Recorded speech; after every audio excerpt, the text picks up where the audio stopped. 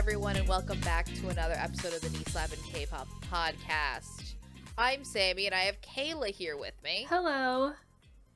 And so, last year, we didn't talk at all about K-pop. We did not, because K-pop sucked last year. It did. So we decided that maybe going forward, or maybe a one-time thing, who knows. Once a year, we should talk about K-pop. We should talk about K-pop, and really just talk about the songs that came out last year and not just delve into the past where we're talking about, old K-pop when it was better. K-pop. Yeah. So we took the top 100 most viewed K-pop songs of last year. Mm-hmm. Basically, I took the Kville video on that, and here they are. We put them in a tier list. Yes. So here we are. We're going to be tier ranking them. We got songs of varying quality all over the place with this method. So also, if you look at the official, we did not take this from the official end of the year one because we record these kind of in advance. Yeah. So this is one of the. It's close enough. It's one iteration These might of not that. be exact. These are not probably exact. Every video I saw about the topic had a different criteria for what they counted. Certain songs that maybe should be here are not here. Things like, I don't think Wavy's on here, but I don't know how many views that had. Yeah, this is going strictly My Universe doesn't on It's here. going strictly by music video Kville views, rules. but also what is considered a music video is also a little bit vague, so. Yes. It's also, these are, kind of title tracks, but sometimes not. I'm confused by what the criteria is. The criteria, there's no criteria.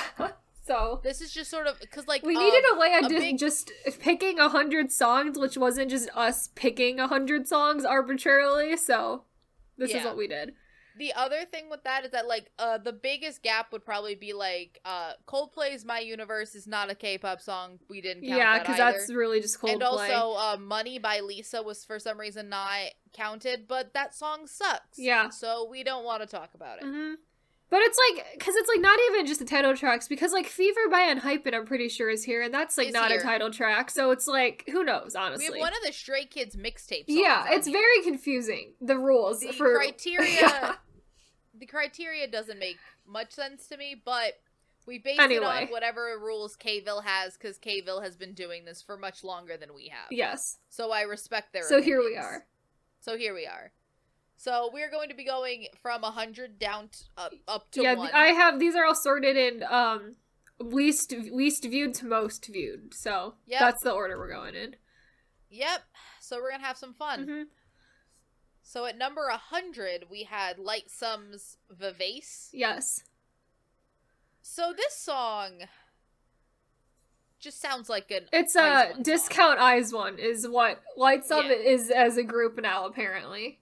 Yeah, because Vanilla's not here, and Vanilla was actually a very fun song. Vanilla was also a song that was ripped out of 2015 the music video, the song, all of it, that's a 2015 K-pop song. But that also might be why I liked it. I know, because I like 2015 K-pop girl group songs. Yeah. So this just feels like it is just Violetta Fiesta. It's really in that same realm of IZ*ONE songs. And the thing is they're also trying to be IZ*ONE with the choreography, but they don't have enough members to do IZ*ONE level choreography, so it just looks empty and not as good. Because that's the thing with IZ*ONE. IZ*ONE had great choreography, but it did rely very heavily. It relies heavily on the fact that they had 12 people, yeah. So a bunch of people could just be standing there and posing without it looking weird, because there was enough people moving. When you only have 4 people moving and 4 people posing, it unbalances. Oh yeah, this isn't terrible. It's not a bad song. Because IZ*ONE is still that style of music is very good. I don't love the instrumental. It does sound a bit annoying to me. And their singing isn't bad. They're actually pretty talented. I just don't know if this is the concept that fits this group best. Yeah. Because I did like Vanilla more. I think it's because their concept originally was early CLC, essentially. Because that's CLC debuted in 2015, and those early CLC songs, in turn they took the Hobgoblin term. That's kind of what Light Sum was at a debut. And then the Cube likes to switch their girl group concepts on a dime without doing any form of transition. Always. And it seems a little bit like it could be petty, because Nct One, who's in Lightsum, is one of the people who was rigged out of IZ*ONE. So, maybe there's some pettiness involved in that, too. Maybe they're petty? Yeah, because Cube is a very petty company, so... Fair. Honestly, I kind of want to just put this in ice cream. Yeah, it's fine, not bad, but it's not. But it's also Trust me, in comparison to some things we're going to talk about. Yes. It's not... It's on the higher end in some ways. Yeah. So next we have Jackson. It's one of those songs where I'm like, why is this Jackson from GOT7 doing his song Drive You Home, yes, which is entirely in English. Jackson left for China years ago and has not come back. No. So I don't know why we count this, but it's here. Yeah, because I remember Kville at one point in time had a rule that only songs in Korean can be on this list, and as we go through the list, there are multiple songs here that are just fully in English, so we threw out that rule apparently. At some point. Yep. At some point that rule got thrown out. Yep. But, so... This song, it's Jackson singing. Yes. Which is something he's transitioned to doing more every year. I don't like it. Because he sort of stopped rapping in a way. Yeah, but the thing is I don't like his, singing voice. I don't think he has a voice for singing.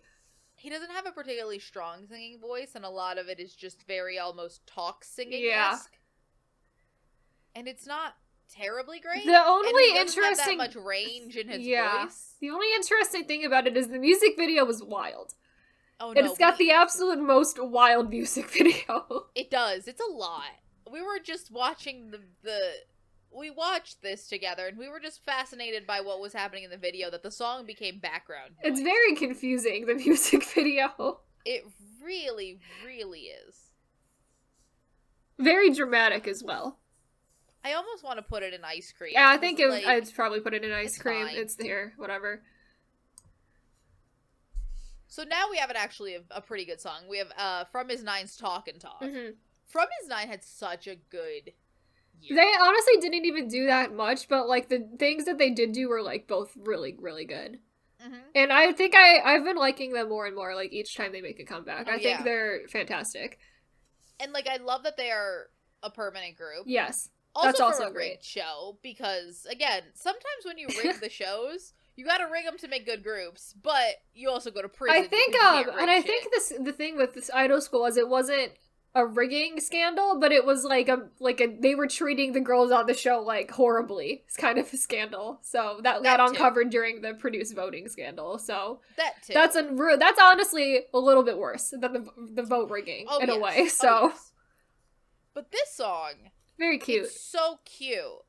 From His Nine is one of the only girl groups that I think has kept their cue concept. It works really well for them. Kept doing it, and I think it works for them perfectly. But it's they're kind of in the same realm as A-Pink, where A-Pink stayed cute for a while, but it's an evolved cute, so it's not it's not they're growing out of it. They're cute. Growing with that concept. So yeah, and Oh My Girl is there too. So in a way, it's not so much in a way, I almost call it not so much a cute concept that very schooly style concept, as it is a sweet concept. Mm-hmm. The songs are very sweet sounding. Yes. But very you can tell that these are adults. Mm-hmm. And I think this song is so cute. I really like it. The video is impossible to watch. Yeah, because they are just in a white background. There's so much white. Very light oh my god, there's so much white in that music video. It's blinding. But, I love watching them. They look they're having fun, which is a lot of current K-pop groups. I don't know if it's because of the concept that they're given, that they have this look of they don't look like they are having fun. Yes. Or if it's that they're genuinely not having fun. Could be a little bit of both, in some cases. Maybe it's a little bit of both. Mm-hmm. But these girls look like they're having a good time. They do. They look like they're very cute. They look like they're having fun every time they have a song. At least they... I know. So it's very nice. Do you want to put this one in... No, Queso? Queso? Yeah. Let's go Queso. Oh, look, it's our Song of the Year. Look, it's Song of the Year. Song of the Year, Cinema. CIX's Cinema. Phenomenal. Cup of Milk. Also, I realized we never told the people, especially the people that are only listening, what the tiers are. Oh, yes. These are our patented slapper tiers. Slapper tiers. Yes. So we have the F4, which at the end we take all the songs we have in our quote-unquote S-class and just pick the top 4 for the F4. We have Cup of Milk, Let's Rock and Roll, which is our S tier. Walking with the cheese, that's the queso. We will just call these tiers also, like, one word thing. So, cup of milk was generally, we call it cup of milk tier. And then we tend to tell tier A queso tier, yeah. Then we have Zoom Zoom My Heart Like a Rocket from the P1A4 We call that Zoom Zoom tier. Zoom tier. Then we have Ice Cream No Flake Lemon Drizzle from Make-A-Wish. Mm-hmm. And then our D tier is Dinner's Ready, yeah. And then our F tier is Close Your Lips, Shut Your Tongue from Suju's Mamma Mia. Mamacita. So we will just call Mamacita. What am I saying? Mamma Mia. They don't have a song called Mamma Mia. I'm losing it. So we call them Ice Cream, Dinner, and Close. Yes. We had to say the whole thing, close your lips, shut your tongue, because that kind of has to be said all as a phrase. You can't shorten And I feel like we put, like, a few enough things in there that we tend to say the whole thing. Who knows about this tier? Time, maybe it'll be maybe a little bit stacked this time, but... But honestly, to cinema, CIX, this is a group Thriving. That changed their concept. Because, like, Jungle is not this. Nope. Movie Star, not this. Numb, not this. But this, phenomenal. It's Song of the Year. Song of the Year. I think it set the tone for this year. It did, because it came out in, like, January or February. And it remained, like, top song the entire year, so... We heard this in February when it came out, and it was just like, oh... What song of the year this year? Nothing, by, like, March... By March, we were like, there's, like, nothing good coming out. It's Cinema Song of the Year. Yeah. And then periodically, we would check back in when we were, like, what's our Song of the Year? Slowly building the best and worst list, which we do over the course of the year. And it just was like, is it still cinema? And I'm like, yeah. Cinema. It's still cinema? Yeah. Yeah. Well, fuck, it's cinema. Here we are. Phenomenal. Also, I didn't realize that I needed CIX to sing more. But apparently that's what they needed to do. Oh, that's what I wanted. They had to sing. That's what I wanted. Yep. They needed to sing. That's what we were missing in life. Oh. So next is Stray Kids Mixtape O. It's one of the Stray Kids mixtape songs, which I guess we count those. Sure, I guess. Stray Kids had an interesting year. We'll say that. Interesting. Look, I want to try to be as nice as possible because we have a lot of Stray Kids. I mean, we already gave one of them Worst Song of the Year, so we'll get there. And we're gonna get there to that specific song. But this one, the amount of Stray Kids content that is released every year, it's too much. So much. It's too much, and it is varying quality always greatly. Because like you have like just the regular comeback, which is whatever, and then you have the fact that they were on Kingdom. Yeah. Then you have the Christmas album. Then you have all the fucking mixtapes. Then you have the fact that we did Stray Kids 2022, whatever the hell that, or 2021. I don't think we did Stray Kids 2022, where they just re-recorded all their songs. Then we have the mixtapes. Then we have whatever the fuck 3 Rocksha decides to do every year. It's like, what are we doing? Which, again, is this song probably the least bad Stray Kids was this year? Probably, but that's only because of the sheer amount of content. Yeah. At some point, you're gonna the sheer amount of like actively bad content that is already there. Yeah, at some point, something's gonna be less bad than everything else, and you're gonna think about it. Again, I can see somewhat the appeal of Stray Kids to certain people. If you connect with this, you are gonna vibe with it forever. And you know what? Good for you. Do I vibe with it? No. Will I ever vibe with it? Probably not, unless something drastically changes, because I do think they are making the same content. The same thing over and over again, and I'm always gonna not like it, because I know I don't like it, so. Exactly. I think this is Dinners, because I don't think it's not as bad as the other ones, because here's the thing. This is Stray Kids relying more on their vocals. But Stray Kids has the problem of that we talk about often, where we have like a rap-focused group, but the vocalists are all sub-vocal quality, so none of them can hold down the vocals well enough. Because honestly, the other problem is they had a main vocal. But they lost the main vocal. They lost the main vocal, and then because of just the way Stray Kids songs are structured, their other vocalists never got the opportunity to become better because they're not given anything. No, because at the time he was doing all of the vocals, or like big important parts of the songs anyway. Yeah. So now they have these 3 vocalists that I don't think are bad. I look at them and I'm like, you're not bad. They're like better. They're like better than average sub vocals, but they're like maybe a because you know how some groups have like a couple main vocals. They're like a lower tier main vocal. I would even say they're probably like in a lead vocal, because that's like that's usually like a step down from a main vocal. Yeah, they're like a lead vocal type, which is fine. But I do. But you can't. A little you stronger, need at least one. We need at least to have a main vocal here. And the thing is, they do, but they have him rapping. Yeah. They do, because Han could do it. I don't even know. I don't even think he is quite there. Like, he's probably still in like lead vocal quality. What I'm saying is that if he stopped rapping and focused his attention on singing, they could make him one. Probably more so than I think they could. But I think they're too far down this road now. So. Right. And then again, the vocals are fine. They're just nothing special. Yeah. So next is IU's Strawberry Moon. I adored IU this year. It's so good. This song is so cute too. Well. This is just like a little single. Just like an extra digital single for fun. And honestly, it is one of the sweetest things this year had to offer. She's so... I love the video. It's so cute. Yeah. Her in like the car and like just everything is so pink and cute. I really like it because I have been like really into the like TikTok aesthetic of like strawberry cows for some reason this year. That's always a fun aesthetic. And this is very similar to that aesthetic, so I really enjoy it. It's very cute. I don't know how IU can just keep doing this. I could put out anything and she's just like, she knows what works for her.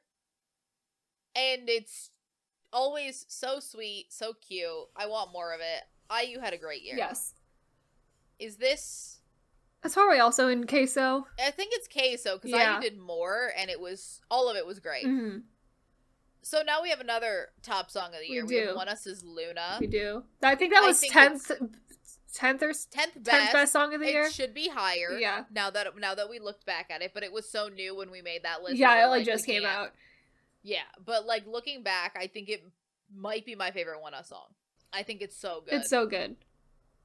It's really them just like doing their, like, we went back to the traditional concept, like just like lit, but we've like elevated it again, and it's great. I mean, the dancing is phenomenal. The vocals are phenomenal. Even, I think it all fits so well. Mm-hmm. I think One Us just keeps getting better. And I think they are very much in this, like, we can do concepts.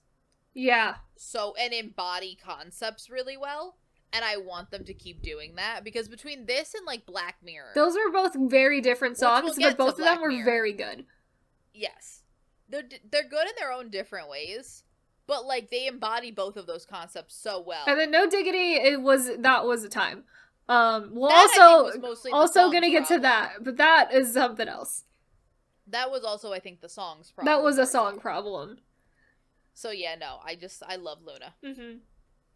So next we have AB6's Cherry. Yep. Now, both Kayla and I realized that we had completely ignored AB6. I like don't even hear about when they have a comeback. It's either I just subconsciously ignore it, or like there's just no news sites reporting on it that I pay attention to, because I literally never remember or hear about when they have a comeback. This came out in September. I straight up never heard that they were having a comeback. Neither did I. And that's the thing. I feel like AB6 is also in this realm of they are a group that are making songs for their fans. Yeah. And are very ignorable by the general populace. Because I think they also have kind of figured out, like, a style of song, too. Because all of their songs from this year are kind of in this same realm as this. After they did Salute, which that was a really weird song, they kind of figured out that was not it for them, and they went back to, like, a more kind of cuter thing. This kind of reminds me a bit of Cinema, where it's this just very chill, like, leaning toward cute song. Yeah. I think CIX does That's where I think most of their songs are now, yeah. Yeah. But I do like this new boy group concept that is coming out, where, like, because I feel like, especially, like, the past 2 years, we had this very much, this turn where every boy group was doing the loud noise, loud noise music. And, like, the fact that this little subsection of boy, or they were doing super cute, like, cute songs, this, I think, is a very cute little, like, almost subdivision. Yeah, and that, like, a couple groups are gonna do. Like, do I need every group to do this? No. Do I think every group should do this? No. But do I like it as a concept? Yes. I think it's also, like, a concept that a lot of other groups are willing to try out now, more so, like, because a lot of the 2021 debut groups also kind of veered in that direction, because Cypher is kind of there, and EPEC's first comeback was also there. So it's like, I think they're like, boy groups are now less afraid to go into a cute direction because they are afraid they're going to be like stuck in that box forever, but it is kind of like they're a one-off thing that they can do now. Because I like how the cute direction has sort of evolved.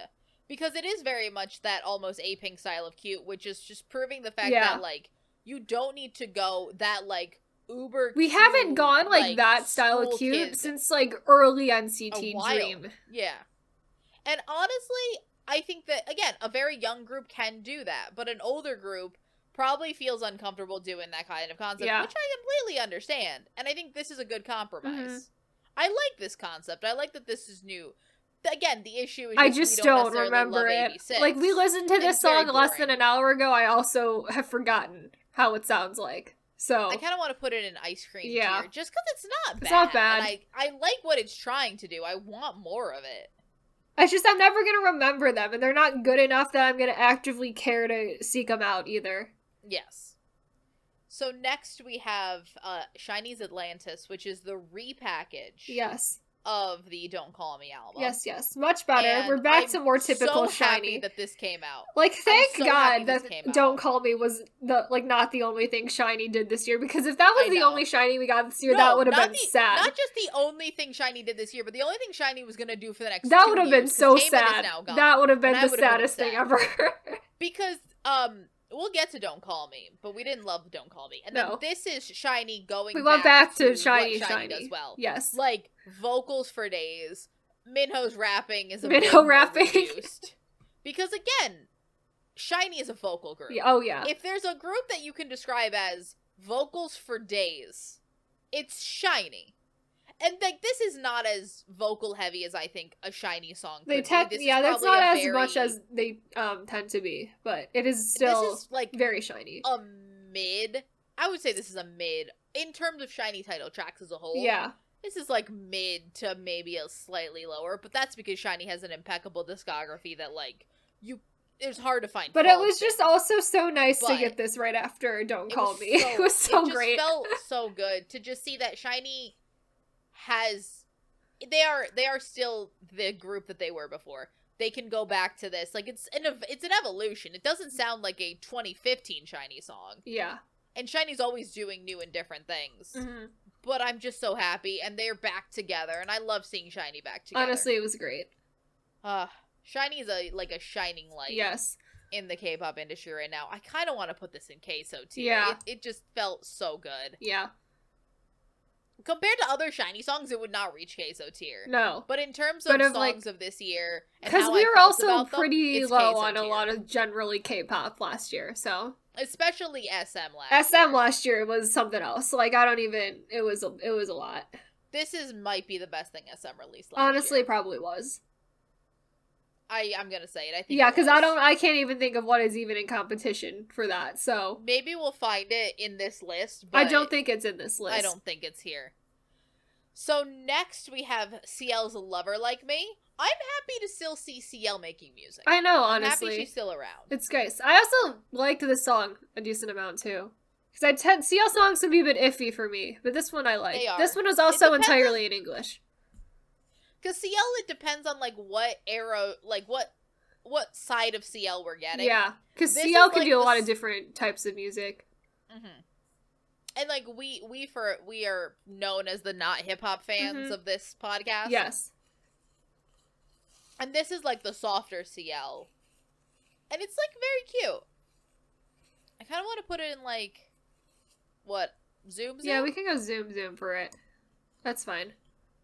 I want CL, I'm happy for her. She seems to finally be in her niche. Right. She's, just, I think, releasing whatever, like, she likes and, like, the types of songs that she likes to release, which is great for someone who is as, like, far into her career as she is, so she's doing great. Like, no one is telling CL what to do anymore. So up next, we have Brave Girls, After We Ride. Yes. Less good than Cheat Mat Baram, because it's a lot more boring. It's not bad. It's not bad. But also, it's not what I want for Brave Girls. No, Brave Girls, I think, can do, like, fun summer songs, and that's what I want out of Brave Girls. Mm-hmm. But, like, this is like a... I mean, it's like an end of summer sad song. Yeah. Which is fine. Which is... It's like, it makes sense after... Like, it makes sense as a follow-up to their other song. But considering the amount of, like, popularity and, like, more attention they got this year, I don't think it was a good idea to be, like, that chill of a song. I think they needed to go... Both of them should have been, like, summer bangers, and I think that would have helped them out a lot more. Or waited a little bit and done, like, more of a fall style. Because I think that Brave Girls is very... Because between this and, like, Rolling, which Rolling was not a summer song. Rolling did not come out like, in the summer. Winter or something. It came out in the winter, but Rolling feels like a summer bop. It does. And then they did release, like, a remix of it that was, like, in the summer or something like that. Yes. And I do, and, like, between their other song, which was, like, summery, I think that I either needed to wait and do, like, a more of a fall concept, because they could very easily just be... I'm just scared about Brave Girls getting pigeonholed. Yeah. Because, like, you find a lot of this with a lot of groups that have one massive hit. Yeah, especially with the groups who blow up out of nowhere. Because we're going to see that with the group that is next. But yeah, that they can very easily just get pigeonholed into this one concept that they do. Which is not great for them. So I guess it is good that we haven't done that entirely yet. But I think they have to do more to sort of, like... differentiate. I want them to do a song that doesn't feel summery. Yeah, they have to capitalize also not on a ballad, the not growth a ballad. and popularity, like, better than what they're doing right now. Because I think they both waited too long to have the comeback, and then I don't think quite hit the nail on the head with, like, the types of songs they released. And either. I do think they still have, like, one or two comebacks to turn it around. Yeah. I just hope, and I hope they do, because I like Brave Girls. I've liked Brave Girls for I know, years. we were, like, into Brave Girls, like, before the Brave Girls, like, glow up explosion. Happened, yeah.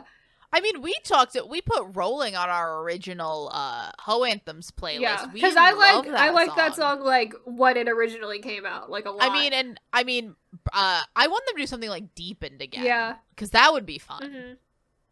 Like, because Deepened is one of my favorite like, Brave Girls has made one of my favorite girl group songs of all time with that song. Yeah. And genuinely, I think they're very talented. I just want them to capitalize on this. Right. They have such a great opportunity. And I would hate for them to be, like, a K-pop one-hit wonder. Yeah. Where do we put it? Speaking of, like, Ice Cream or Zoom? Probably Ice Cream. Let's go Ice Cream. Yeah. So up next, we have a K-pop one-hit wonder. We have Momoland with Wrap Me in Plastic. This is not even their song. It's like a collaboration song with the original artist of this song. Yes. This is a cover, essentially. Yeah.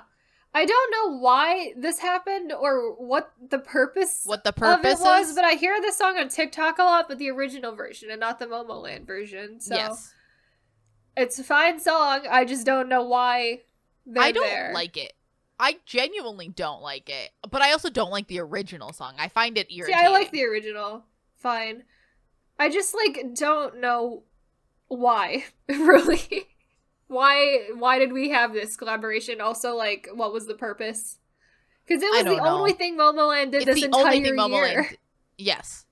Momoland is another group where I'm talking about not capitalizing on their well, I think here's the thing is they tried to do it and then they made the exact same song 5 times in a row and they got worse and worse each time. Yes. And now we're here. Yes. Where this is also they've greatly there's only 5 of them now. Yeah. I want to point that out. Yeah. They're kind of sad now. They are sad. I mean, I hate the song. Yeah. So where do you want to put it in dinner? Yeah. Because it's also useless. It's There's so no point I don't know. I also am confused why this one is on here, but the Coldplay one isn't? I don't know. Because it's essentially the same idea. So I don't know. By the way, if we'll just put it out there. If My Universe was on here, I would put it in queso tier because it's fine. Yeah, it's just a Coldplay song, and I like Coldplay. Anyway, I like Coldplay and I like BTS, so it would probably be in queso tier. Right. If anyone's wondering our opinions on My Universe by Coldplay keep and bringing BTS, it up. So. We're gonna just, for some reason, keep bringing it up, even though it has no purpose being here. But let's move on to the best girl group debut of the year. We have Purple Kiss. Yes. This was Ponzonia. I love this song. It is very good. From their debut, like when this came out, I was all in on them then. And now I'm even more all in on them. So weirdly, they had these pre-debut songs that I was not that big a fan of. They were both not weird. Good. Yeah. The girls could sing. It's not their problem. I just think they were given bad songs. Their two pre-debut songs are very weird.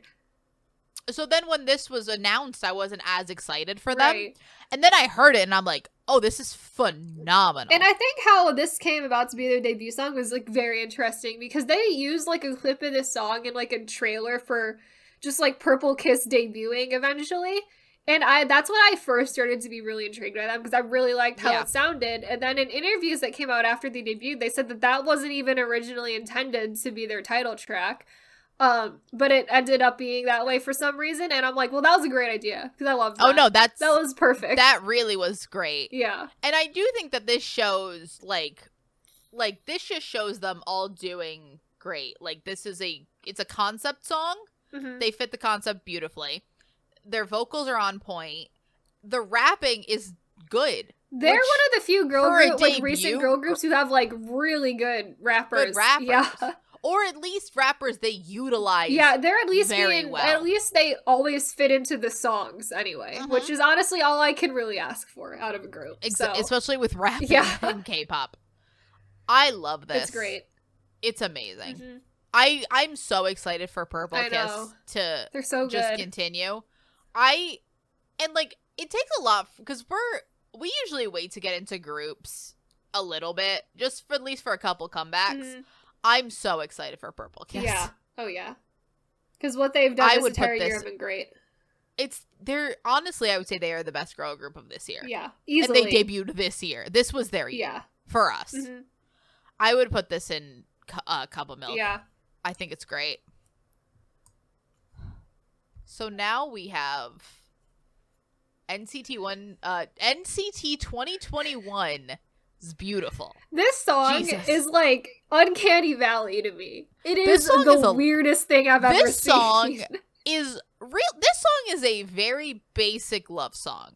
In its objective, what this song is about is very basic love song. However, Kayla and I from this both have gotten Christmas and youth group. It's Christmas. It's a Christmas song. It also could be sung by a Christian youth group. It's a Christian youth group's Christmas party song. That's what it is. There are so many of them in there that the music video literally looks like it's a theme song to a survival show because there's so many of them. It could be because the chorus is sung by a chorus of 21 people. Which also, I like that there's less people in this than there was in NCT 2020. It had to match the year, so we had to kick people out. That's why they kicked out Win-Win and Lucas. Yeah. It wasn't anything else. It was that. No. I think this is a perfect opportunity to talk a little bit about NCT this year.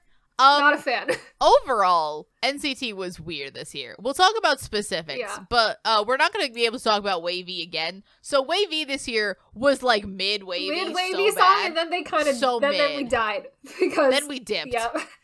Because of some other situations. Also, they made unit songs that were boring. They made a ballad, which I didn't care about because it was a ballad, boring. And then we had the Wavy, or not the Wave, the 10 Yang logo of it all, and I was like, this is not it for those two.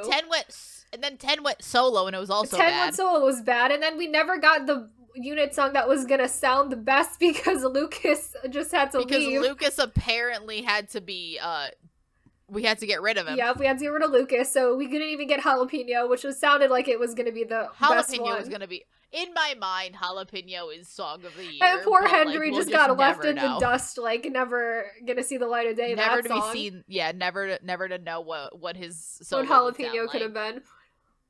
But then you have this song, where I'm just like, what are we doing here? I don't know. Why are we a Christian youth group? What on earth is going on? It's so vague. It's just... And it's also... It's just so weird, especially coming from, like... Because last year in Nct 2020, they did a full unit song, and it was that weird Resonance 2020. That was a weird remix of everything, but I was like... Yeah. And so they kind of went the opposite direction this time, where it's like, where let's make it like a fun, weird Christmas song.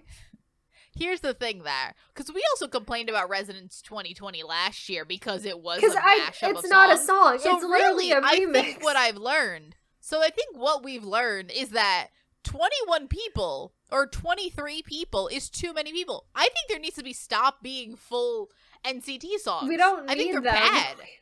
Because we've tried both directions. And neither of them were good. Also, I'm listening to songs as we talk about them. I've reached the rap section where they essentially just have all five rappers back to back just have to go. I'm like, what are we doing? We had to like block out like 40 seconds of the songs to get all 5 rappers in there. To give them all lines. Because everyone got at least like one line, I think. Yes. I think if we've learned anything, I think it's 18 is the max amount of people we can have in a song, because NCT 2018 with Black on Black, that was great. I love that. Yeah, but the fun thing with Black on Black was sung by like 4 of them. It was also a performance song, and only 3 of them really sang. So that was honestly, we gotta do that. Maybe we need to just keep doing that. Yeah. Make like I think there needs to be. It's just not a good way to make a song. It reminds me of, like, AKB songs. Yes. Which I don't think are good because, like, it's so uninteresting to listen to when it's just a chorus of 20 people. This is my... You can listen to a choir This is my new K-pop conspiracy theory, that SM Entertainment is obsessed with J-pop because they're literally turning into a J-pop company. They might be. That's literally what they're doing. It's upsetting. They're becoming a J-pop company. It's literally because they're literally becoming Exile company with everything they're doing with their whole universe and trying to get just weird units of all groups together and all of this nonsense with like NCT and everything. Like they are becoming a J-pop company. We did see we are filming this. We are recording this on New Year's Day, so we did just watch the SM concert yesterday. Mm-hmm. I can see it. Yeah, they are becoming a J-pop company. The NCT is the new AKB. Yep. Because I'm still undecided. I'm leaning on the side of SM is never gonna have another boy group. It's just gonna be I don't branches of NCT. And I think that will be like the death of SM at some point. Oh yeah, easily. And you know what? They had a good run, I guess. Sure. I don't know. So moving on. I want this in close your lips and shut your tongue. I don't want it. Is it objectively the worst thing? No. Do I hate everything about it? But also, do I hate it more for what it symbolizes? Yes. Easily. It's terrible. So moving on, we have a great song. We have One Us's Black Mirror. Mm-hmm. I'm sorry. Phenomenal. Great. They're great. They're great. The song was so good. This was their second. So this was the first thing they did post No Diggity. Diggity. Yeah. And this is them kind of going back to being One Us again. One Us. Yeah. Vocal based. Good songs. Yes. Dancing on point. Mm-hmm. You can tell this is very Michael Jackson influenced. Yeah. Obviously. Yeah. Look at everything about this concept. Oh, yes. But they pull it off so well. It's really good. Ugh. I know it's like one of Lucas's favorite songs ever. Oh yeah. Yeah, no. It's Lucas's favorite. He's in I think it's in his top 10 boy group songs like ever. It is. Yeah. I like that One Us this year has put out some of the best they've ever done. They've really just gotten better and better every comeback they had this year.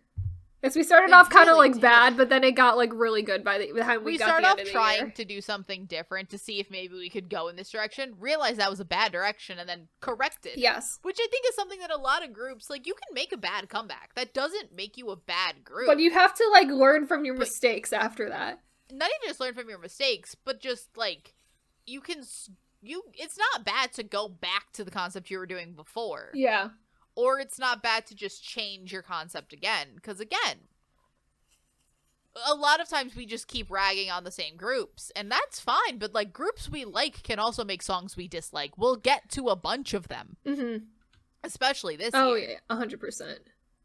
But, like, you always have the option that your next comeback's gonna be better than the last one. Somehow they did No Diggity, which I think all of us greatly disliked. That was bad. It was a bad time. But then proceeded to do 2 of their best songs they've ever made. Yeah. So, like, you can always do you can always come back, and every group can make a good song. Mm-hmm. That's what we've always said. Even groups that we keep ragging on. Yes. So I want to put that. You want to put that in rock and roll? Yeah. Cup of milk, sorry? Yeah. All right. So next we have Joy solo debut with Hello. Mm-hmm. And this is a cover. And why would you debut her with a cover? A whole album full of covers, really. A whole album of covers. Yeah. Like, it just seems like they didn't have that much. They also did the same thing to aespa. They gave aespa a whole bunch of cover songs this year, too. They did. Like, a whole bunch.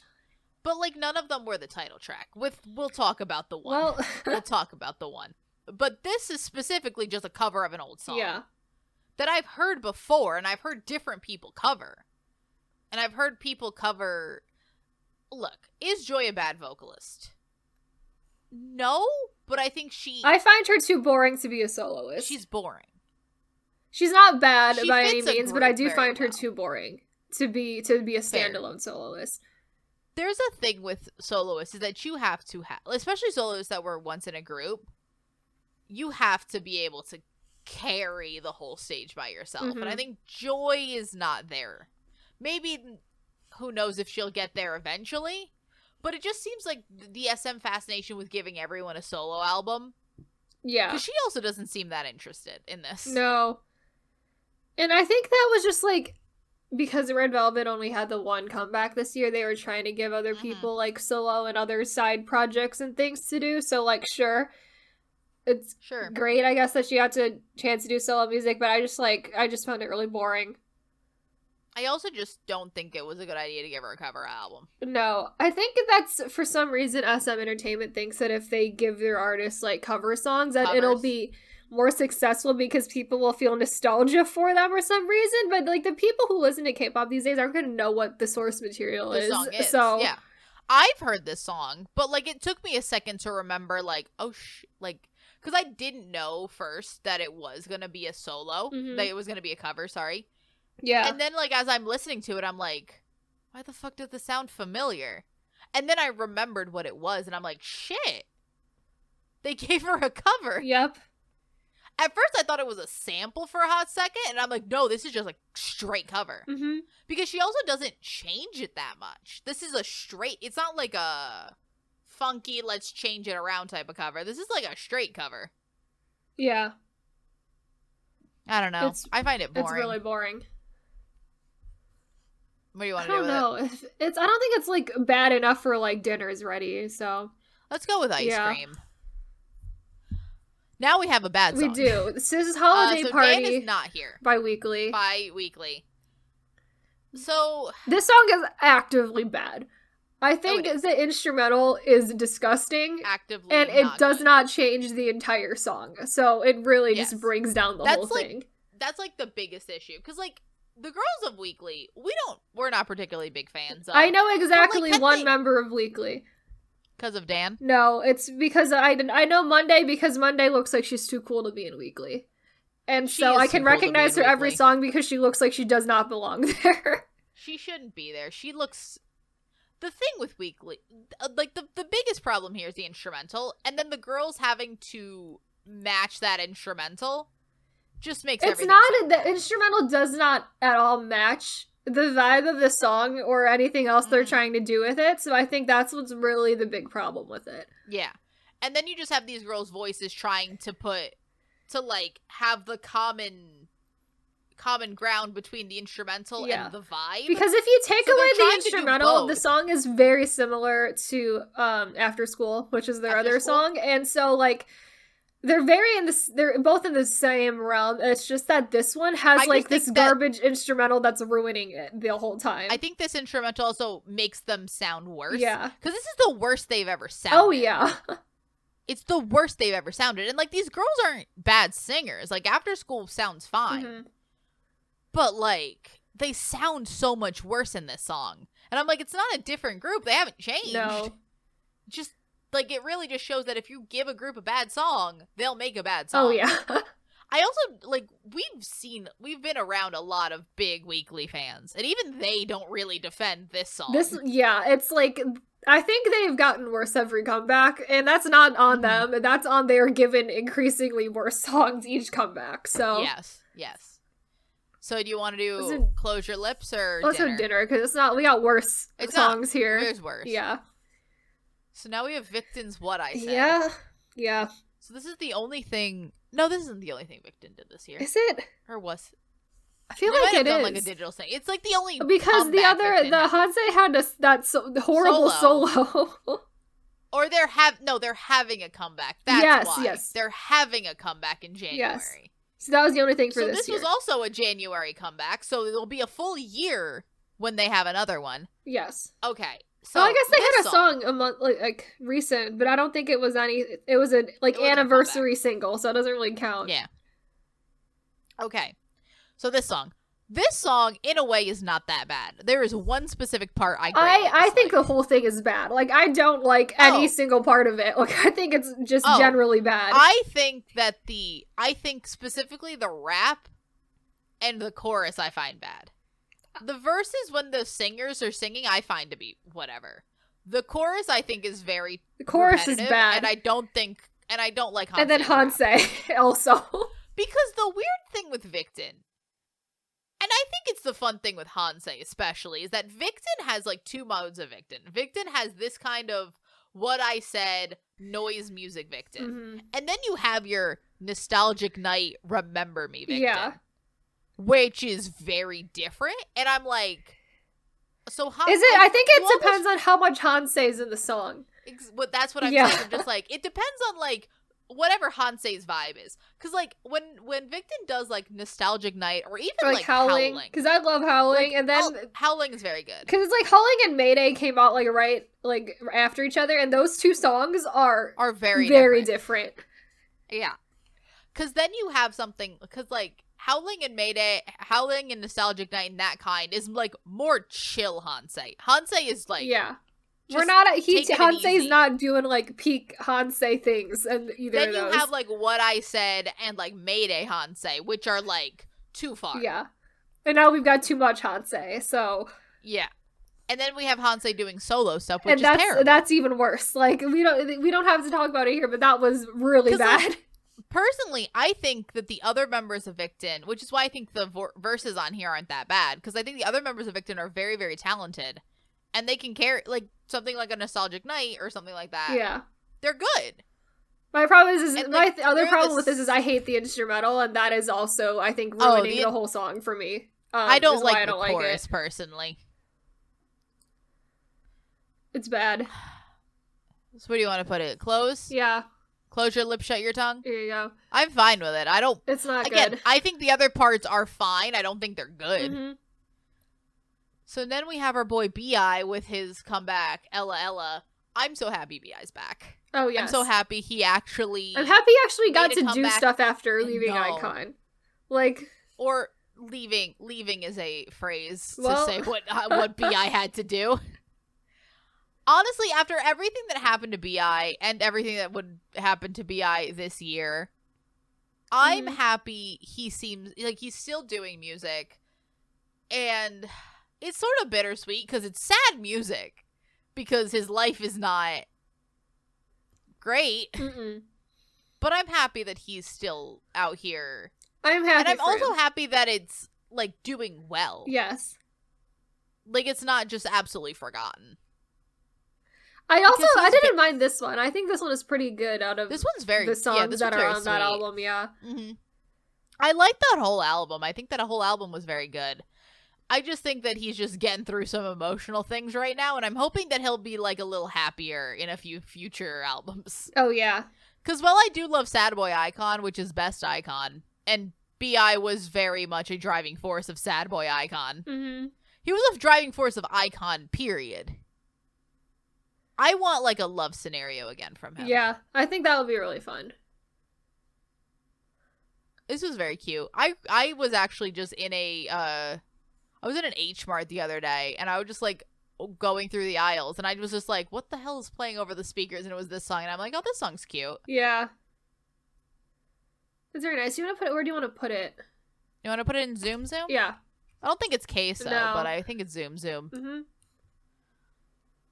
So then it's Enhypen's Tamed Dashed. I almost want to call it Tamed Dazed, and it's not. That's Drunk Dazed. Yep. That's a different song. But Enhypen has decided that we're going to do hyphenated titles only, because it was given, taken, be on brand. Drunk we gotta Dazed, be on brand. Tamed Dashed. I mean, could be worst. I think this song it's not as good as their other one, but I like this. It's cute. I do like it. This does I don't like the direction they went, just generally with the whole album after that comeback. Yeah. But I don't think it's a bad song. I think it's very cute. I think that Enhypen, not as much that they're getting better every comeback, because they're not necessarily, it's like very it's a little more up and down like a regular boy group. I think they're still too early in their career that they're kind of figuring it out. Yeah, they're figuring it out, and I do like that they're sort of they're not drastically changing concepts. Mm-hmm. They're just sort of exploring a little bit. Yeah. And they look like they're still having fun. They're young, and this is still like that very like energetic, youthful concepts. Mm-hmm. Also, what I will say, and this is a pet peeve of mine, I don't like K-pop football concepts. Yeah. Because I think that these K-pop boys look kind of stupid in football gear. I mean, take the biggest example is the EXO song. Shit. What is that? What is the EXO song? What is that? Oh, which one is it? Oh, shoot. Shit. What is it called? Oh, which one is it? Oh no. Oh Love Me Right. It's Love Me Right. EXO's Love Me Right. They don't they look fine. But they don't look great. They look too small. Also, I just have this vague, very vivid image of Hyunsung in that football costume on Hit the Stage, where he just can't see his face and he looks really stupid. Yes. I'm so happy that they went with a rugby concept for this, because rugby a little bit more realistic. Rugby far more reasonable for them to be in because there's no padding and they don't have to look ridiculous in it. Yes. I also will say, and this is something I'm going to mention for them because it's mostly in HYBE labels, but we're going to mention it for a different group for the wrong reasons. Mm-hmm. I like how they integrate, how HYBE is doing lore with them, as opposed to how certain other companies are doing lore because with their you groups. can ignore it completely if you want to, and it does not matter at all. Yes. It's like they're not forcing it on you if you don't want to see it and don't want to acknowledge it. Also, it's fine. Also, the music, if you want to deep dive and put an hour video analyzing the Tame Dashed music video, you can do it easily. Ahead, boo boo. It's easy. They're giving you so many Easter eggs. The lore is evolving HYBE's also been doing this type of similar stuff back when they were big hit since BTS though, and it's I think that's good lore. They've perfected it in the way that there is. And does it mean all the music videos you can obviously, even if you're a casual fan, tell they're connected. Right. But there's also enough new where it's not just a lore video where I'm just watching these little vampire boys grow or whatever. And they are not talking about their lore in the lyrics of all of their songs. Exactly.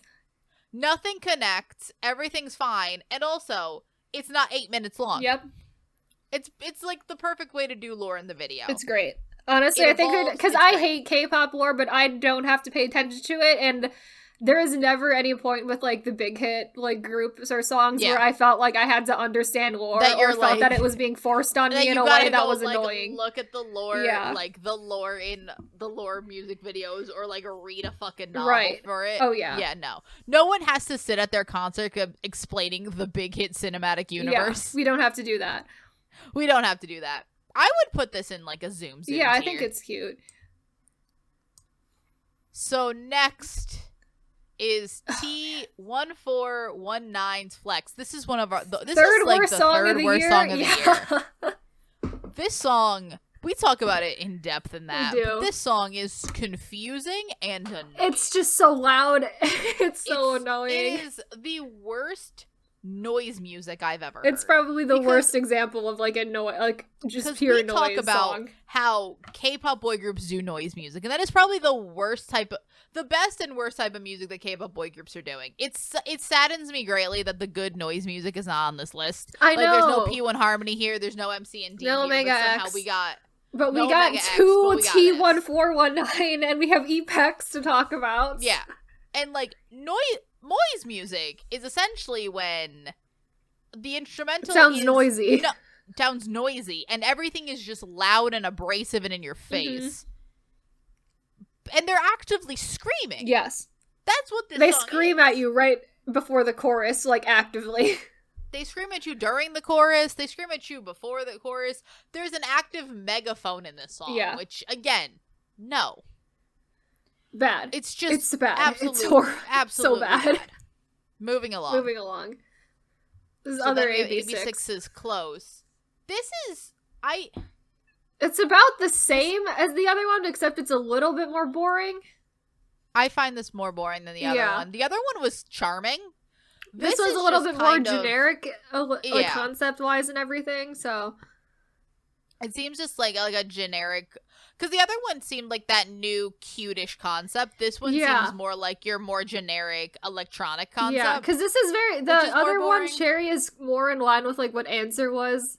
And this one is on, like, the same realm as, like... Breathe. And, like, there was another song, I think, from early this year that's also very similar to it. I can't remember the name of. The only one I can remember is Stay Young, which that I think is still more... Yep. Yeah. I think I want to put it, like, below. Well, you'll do one below where Cherry is, yeah. Yeah, let's just go one below where Cherry is. I think it's probably of anything that's in Dinner's Ready, it's the best in Dinner's Ready. But I don't necessarily... Yeah. I think this concept just strips away anything charming about AB6 and just sort of makes them very boring. Right. And uninteresting, which is, I think, almost the worst thing you can be, because if you're uninteresting, what's the point? Oh, yeah. So then we finally got No Diggity. We're on No Diggity. We've hinted at this song a bunch. Yeah. So No Diggity... So take it the opposite of the AB6 song where we're like, it's uninteresting. I'm like, this is very interesting, but for all reasons. Of the wrong reasons. It is definitely a Blackpink song. It is a Blackpink song if Blackpink was you done could by men. Redistribute this song to Blackpink and it would make perfect sense. Easily. It's so weird. It's so weird like, for Alwana specifically. The song has yes. Like, is the song, like, hard to listen to? No, but that's because I think One Us has very good vocals and pretty good rappers. Like, the group is holding this together as well as they can. Yeah, but this sounds like the type of song that should be going to like one of those like new like rookie boy groups that make noise music, and it like doesn't sound like this is a like One Us song. This looks like what were we saying? T1419 could be. Or this like would be the best T1419 yeah, this is the best song from T1419 if they got this song. Yeah, it would have been if they had gotten it. Oh yeah. The problem is I don't know if they have the singers for this because probably the vocalists in One Us are holding it down. Again, if One Us did want to do noise music, they do have, as we've been talking about recently, they do have the vocals to hold down the noise. You need the vocals to hold it down. You don't realize in noise music how your vocals are almost more important than your rappers. Yeah. Because honestly, if you don't have the vocals hold it down, your song sounds like a mess. It's terrible. Infinitely worse. This isn't terrible. I would put this in Dinner. Yeah, it's not quite in Close Your Lips, but it's not. It's a concept I never want them to do again. Yes, please never again with that. All right. So now we have Taeyeon from Girl Generation's Weekend. Yep. Her solo music is always so up and down. Oh, yeah. Personally. Oh, yeah. 100%. There are people, again, there's so many people that absolutely adore her. And like, objectively, she's not a bad singer. No. She's a good singer. It's like, she's a good singer. It's just the quality of the solo songs she gets varies wildly. Yeah. Like, I think I is a good song. I think Y is a very good song. I like Spark. Spark is a fine song. Yeah. But then she'll get something like this, where I'm like... so bored. It's so boring. I don't care. We ended up putting this on our on our dishonorable mentions. It's like got absolutely no life in it. It's just so boring. Like it's about like living your best life on the weekend. But why don't I feel I'm so bored? I'm bored at the office while listening to it. Oh, yeah. And it's just, like, it's not even a ballad, so we can't call it a boring ballad. No. It's just got nothing going on for it. It stays exactly the same the whole way through the song. It doesn't build to anything, and it's just so boring. It's so uninteresting, and I think we take points off away for just being uninteresting. Yeah, because I'll give credit to bad things that I'm at least fascinated by. But it's like I have less, and also because I know she makes decent music too. When she makes like boring music, it's like you can do better than this. Yeah. Also, this song also has the most uninteresting hey I've ever seen. Yeah, like a cheering hey. I've never heard one that sounds just more like sad. Completely devoid of life. Hey, it's so not good. Oh yeah. Do you want to put it in? Is it dinner? It's dinner. Yeah, it's dinner or ice cream. I don't know where though. Honestly, I think the songs in Ice Cream have some charm. Yeah, there. they just got nothing here. So here's a weird this is song. A weird song. So this is Suju's House Party. And I was full on board with House Party until the bridge hit. Until the rap. Oh yeah, the bridge. We hit the bridge and the song is derailed completely. Cause like I re-listened to this while I was making this tier ranker, just cause like we talk about how much we hate the song, but I haven't listened to it in months. Mm-hmm. And like for like a good solid like 2 minutes, you're on board, mm-hmm. You're living, you're thriving, everyone's happy, and then the bridge hits, and I'm like, what the fuck? No. It ruins everything that you're putting together. Yep. Because the bridge is just an entire rap verse.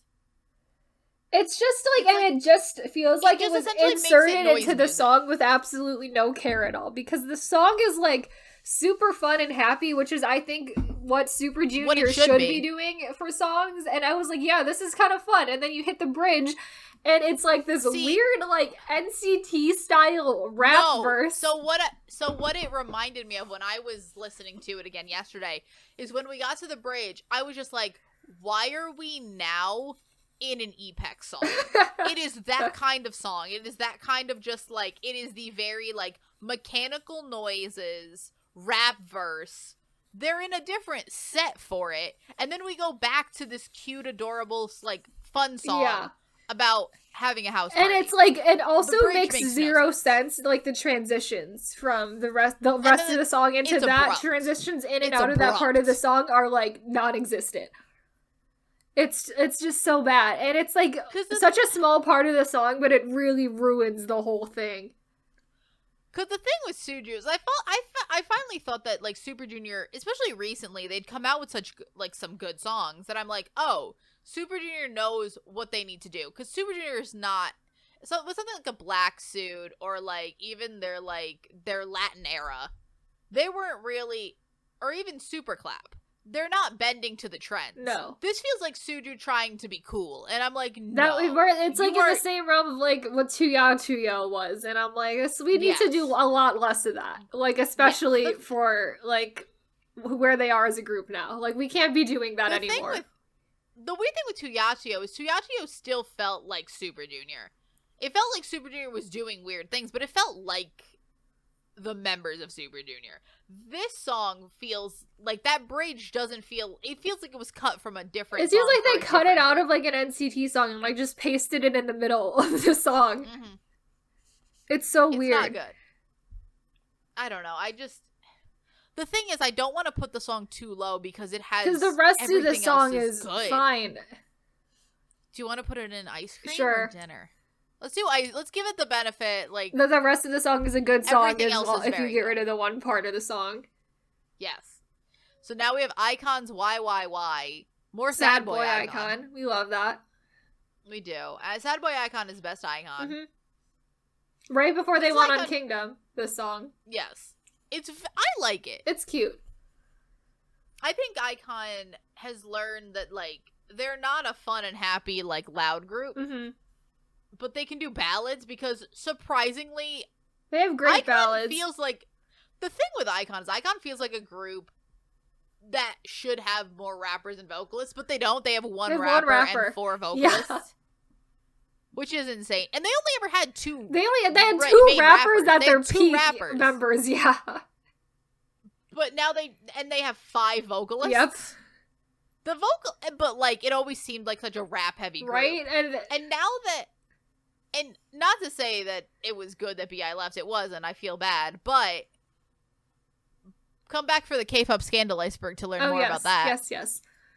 More weird plugs in the middle of our one episode.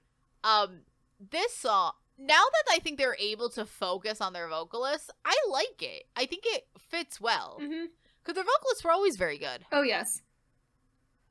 It's very good. And I think Bobby, this is like the opposite of like what being saying with the vocalist, is like they clearly have the vocalist, but they have one rapper, and said one rapper is like good enough to hold down all of the rapping for the group. Exactly. So, like, because the thing is, iKON still very much does prioritize rapping. I mean, you have Bobby there. He has a full... and also his verse is long. His verse is like what you would give 3 rappers in another group. But he holds it down because he's Bobby. And he thriving. He's great. We love him. Bobby's solo stuff also amazing this year. Great. Absolutely great. So, yeah, no, it's... There's just... The thing with K-pop is that we talk a lot about vocalists have to hold it down, rappers have to hold it down. The thing is, you just need a balance. That you can have one rapper who gets, especially second gen. Remember we used to have like one vocalist that had 40 seconds of the song. They had the majority. Yes. And like that sucks. But if it puts out good art, the songs were great. Look at Teen Top. If you ever want a terrible line distribution, look at Teen Top, go look at old Teen Top and go look at old Sistar line distributions. Those songs are phenomenal. And like also old Infinite has like really terrible line distribution. The line distributions are bad, but does everything sort of balance itself out at the end of the day? Yeah, because it makes great songs. And like, yeah, certain members get more underappreciated than others, but that'll happen anyway. And iKON is like an example of that. Yeah. Like, with the amount that Bobby's getting by himself, some of the vocalists get more underappreciated, but the songs are great. Great. And that's what's important at the end of the day. I want to put this in like zoom. Yeah, it's nice.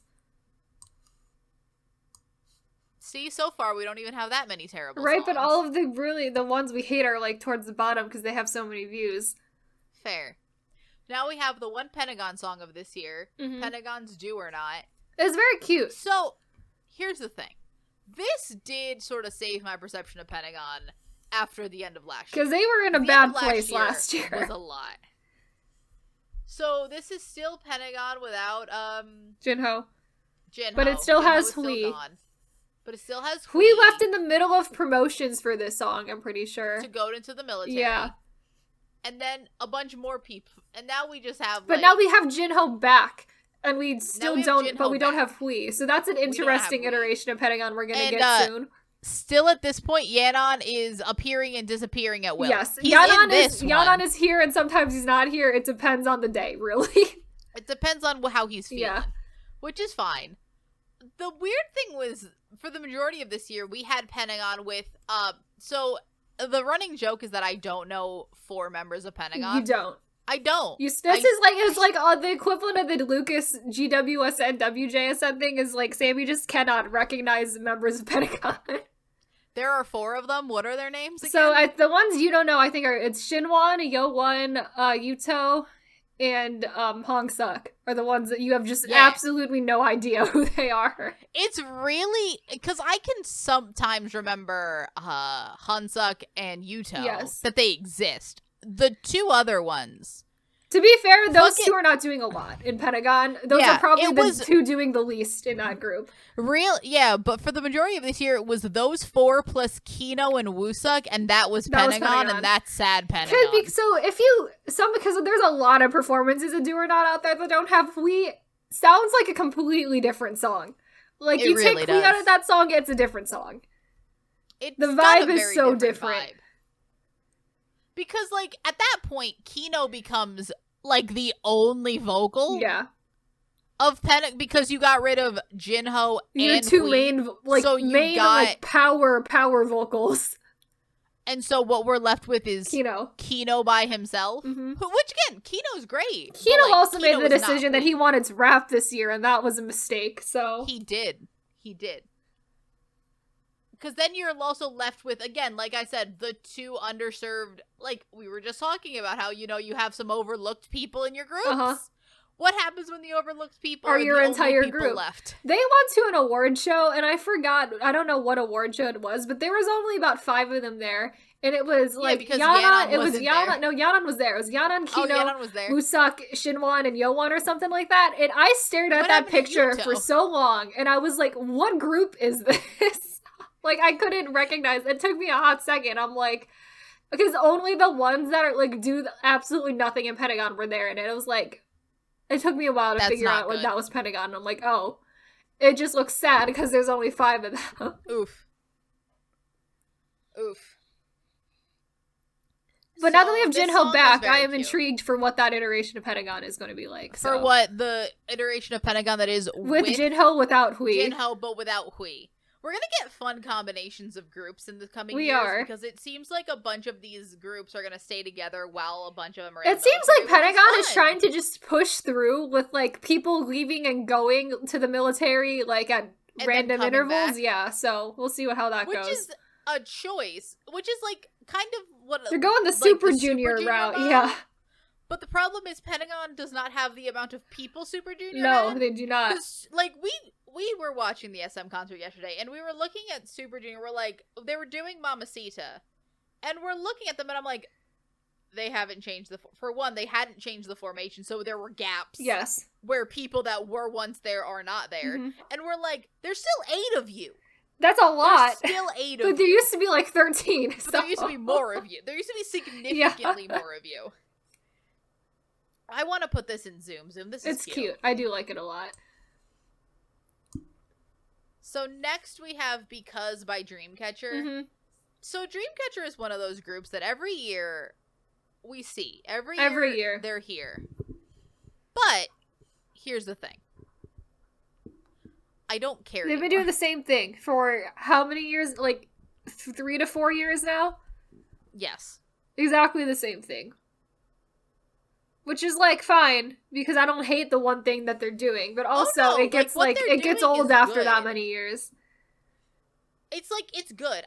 Because it's probably the point where I'm just, like, cool, it exists, but I could listen to a different one, and it's the same. I really liked both Adai and Because. They're probably my 2 favorite Dreamcatcher songs in a really long time, but just because of that, I don't expect next year Dreamcatcher to be, like, any different. I expect it to be exactly the same as, like, what they've done their entire career so far. So it's like, I don't really expect new things out of them ever. In a way, they're like a band, because, like, you're just gonna expect a similar thing. But I just I don't want that much variation. Yeah. But I think a little variation could do some good. Right. It's not bad. That's the other thing. It's like, I don't want to say that it's bad. Yeah. It just gets old when you see so much. It's just like old. It gets old when you see so much of the same thing. I just can't get that excited anymore. Yeah. Like, the excitement's gone. Mm-hmm. Where do we put it? So, Zoom? Sure. It's not bad. So next we have CX's Wave, and I really like it. It's very cute. Not as good as Cinema, but still very good. It's not as good as Cinema, but I think it's just proving that they're going to keep on doing this style of song. Yeah. And I really like that.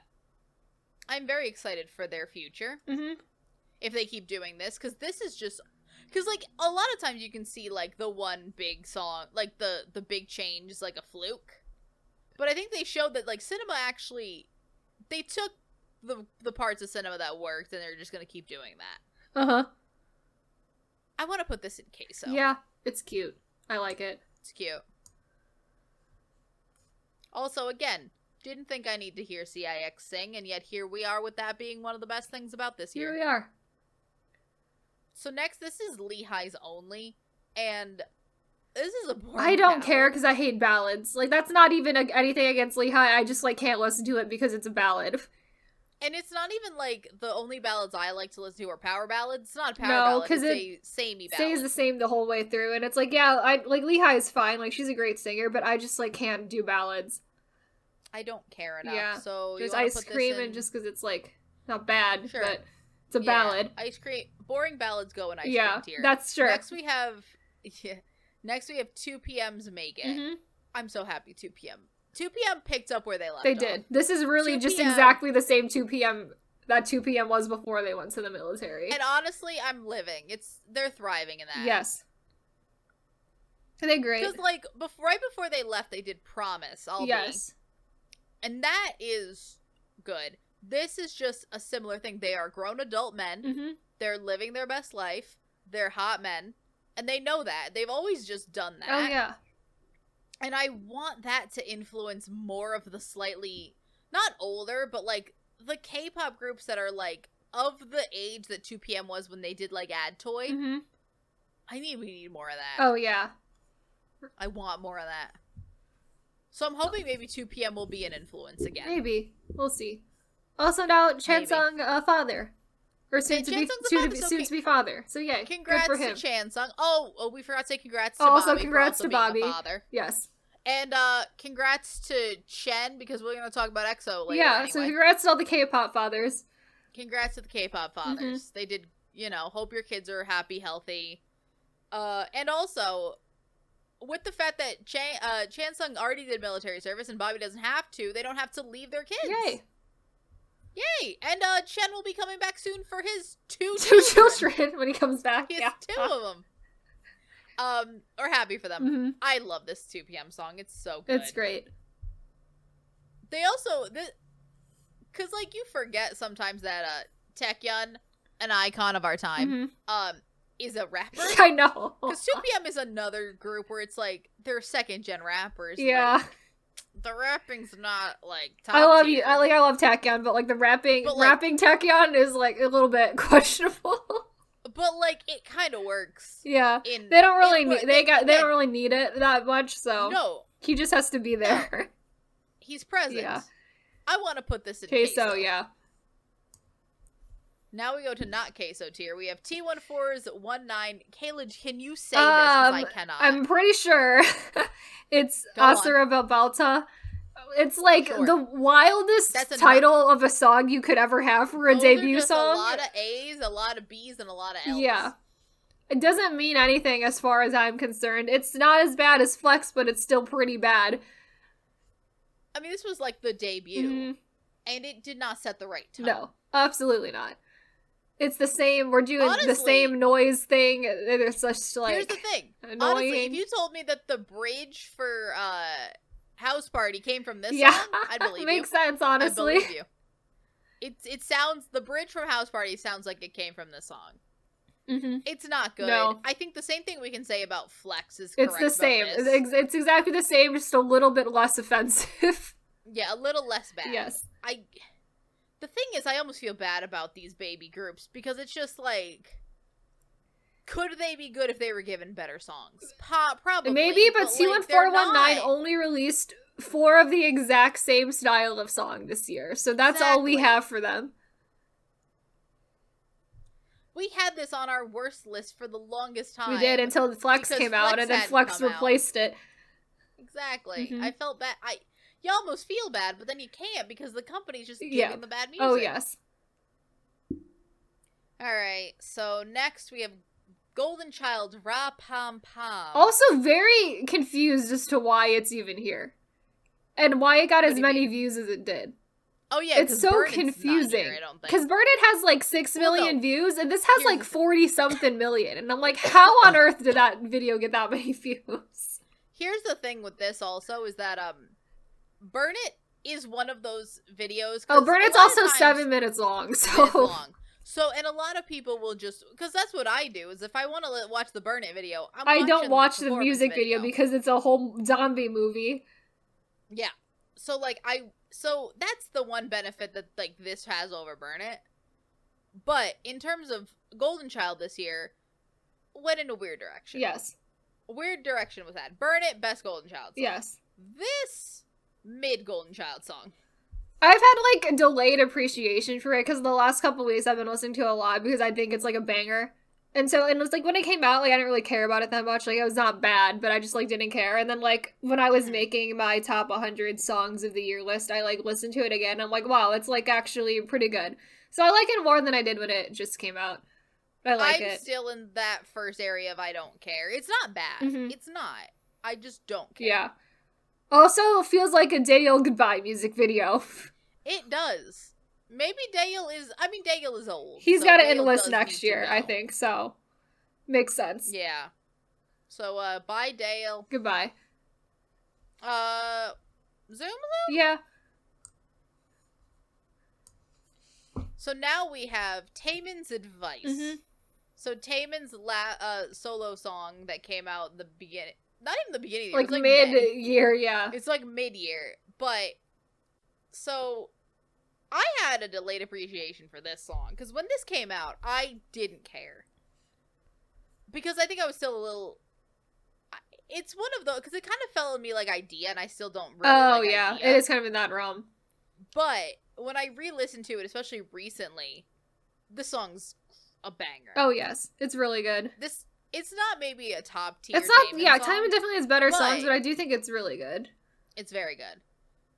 I mean, I also think that it's a very interesting way for him to go out, because he released this and then, like, and then went into the military. Yeah, he hasn't done anything since. Yeah. So that was interesting. Also, Taemin in the military. Does that mean that, Taemin and Baekhyun in the military this year, does that mean Super M dead? Probably. Good. Also, with the Lucas situation, probably dead. I forget that Lucas is in that group because he doesn't do anything in that group. Like, Taemin and Baekhyun, a little more substantial. Really pretty. Those are, like, core members of that group, so. Oh, yeah. But no, this song I really enjoyed. I like that, because we don't get to talk about Key, because Key's not on this list. Yeah, sad. All the and then Minho's also not on this list. Minho's fine. It's a better song than I expected. Yeah, from how good a vocalist Minho is. Because you really get a lot of Minho rapping in SHINee, which is unfortunate, but that's the other thing. Just like oftentimes both Minho and like slightly Taemin, especially in early SHINee, got overlooked because you had Junghyun, Onu, and Key singing. So, like, they kind of got, like, buried. But they're very good. Like, Taemin is a very good vocalist, and especially in his solo music, you get to see that. It's just that SHINee is, like, top-tier vocalist, so, like, one of you is gonna get a little... Yeah. Little more short-shifted. And then, like, Key also great. Love that album. Minho did great. I'm hoping Onu does something soon that's not about, that's not like an OST or something. Yeah. But for this Taemin song, want Zoom? Yeah. Okay. So now we have Epex's Lockdown. So. Yeah. It's really unfortunate that them and Six come out of the same company, because they're so different. And one of them is so significantly better than the other one. One of them is like Song of the Year, and then here they are on Worst of the Year. One of the worst songs of the year. Yep. This one in particular, because their comeback was weird. They went like cute, but they still have the problem of like not having good enough vocalists, so it's kind of like whatever. But this one is not good. No, I don't like this one. It's very bad. It's on Worst of the Year list, so it's just bad. It's with the same noise song that like T1419 is doing. It's in that same realm. But only like a full chorus of them just except the chorus instead they're just yelling. Because they don't have vocalists, so they have to yell the chorus. Yep. We talked about this enough. We did. We talked about it pretty in depth. So next we have Kai's new solo song, Peaches. It upsets me that Kai does so much better than Taemin. It is very upsetting, because I find him like a lesser Taemin. He is a lesser Taemin. I mean, he's like doing the same thing. He's trying to be a similar vibe as Taemin, except everything about it is like a little bit less good than Taemin. Because like he's a worse vocalist, and and for my opinion, most people I think I don't know what the consensus is anymore, because this used to be a question of who's the best K-pop dancer, and it was between those two. And I do think that Taemin wins easily for me. I also feel like, we're gonna talk about him soon, he's got the same problem that Kang Daniel has to me, whereas I get absolutely no stage presence out of Kai. And it's weird that, because I feel like I should be getting something out of him. It's weird because I think he has better stage presence in EXO. And being in a group, I think he group dynamic. Yeah, because I think in a group he's fine, but if you get his solo music, I get absolutely nothing out of him. Mm-hmm. This also sounds a lot. I figured out a couple hours ago. It sounds very similar to Super M's No Manners. It does, and he was also in that. He group, was was inspired apparently. I just think that Kai doesn't seem that invested in his solo music. It kind of just seems like an obligation. It just seems like a thing for him to do because EXO's not doing things all the time, so... Yeah, and like now Super M is dead. Yeah, so it's just like a thing for him to do, I guess. Yeah, and SM's absolute obsession with giving making all of their... I didn't even want to talk about how many SM solo albums came out this year, because it was a lot. So many. And, like, the only ones I thought were very good are Shiny, because Shiny seems actually invested in being also doing solo music. I know. So, Dinner? Dinner, yeah. So now we have Astros After Midnight. I'm so happy this came out after 1. Yes, they needed this after 1. They really did. They did. This is so cute. It's so cute. They look like they're having such a fun time. And I love it for them. Because Astro is, like, post, really since, their, I don't even know when their last cute was it Baby? Probably. Or Sexy Free and Single, kind of. That's still kind of cute-ish, yeah. Like, ever since then, they've kind of gone into, like, your Blue Flame era, your, like, more, knock era, where, like, Astro kind of got more, intense. And now I think we're just back to cute Astro. Astro's gonna do a cute album. And honestly, they pull it off so well. They do. It was very cute. It's that kind of, it's again in that chill cute area. That was really the really good genre of the year was the chill cute things. Yeah. A lot of groups did it, and I think most of the time it worked. And even for groups that we're not the biggest fans of. And at least got a lot of groups out of, like, being actively bad if they went that direction, so. Oh, yeah. I liked it a lot. Mm-hmm. Very cute. You want to put it in queso? Sure. Alright, so now we have Kang Daniel. Yes. Paranoia. Yep. Kang Daniel, I find entirely forgettable. I find him so boring. So boring and so uninteresting, and I don't like him as a soloist because I don't think he's strong enough in any aspect of being a soloist. Like... Yes. Oh, I entirely agree with that. The other thing with Kang Daniel is just that I find that... I think this is more an international thing, is that he's so uninteresting, no one talks about him. Yeah. No one cares anymore. Because again, in produce, people kind of care. Mm-hmm. And I think Korea still cares greatly, which is why he's as successful as he is. Yeah, like why he won, why he was the center of 101. They like always loved him for I don't know what reason really, but they do like him over there. But do I care? No, not at all. Not the slightest. Of his 2 songs this year, this one, I guess, is slightly better. Better? Than the other one. Do you want to put it in dinner? So we'll give it dinner, yeah. We'll give it dinner. So now we have The Boys is Maverick. Mm-hmm. I hate this. This is the EPEX debut song remade by The Boys, is what this song is. So it's the EPEX debut song with slightly better vocals? Yeah. But still not great. I mean, it's a little better because they do have the vocals now, but, like, it's still just a bad song to begin with. But also, for some reason, it is worse. It's the worst The Boys vocalists have ever sounded. Yes. It is just like, so weird. This whole song is so weird. Right? You can sing, right? Like, you have this... I've heard you do I've heard them sing well, like, many times before. I don't know what's going on here. Also, If we've learned anything from this year, it's that the Kingdom Queendom series destroys every group that goes on that show. Oh yeah, it destroys every single group that has gone on that show has been actively destroyed. So, or passively destroyed. No. One Us thrive. One Us is fine. One Us is fine. I think a couple groups took like a dip and then like recovered, but like destroyed every group on Queendom.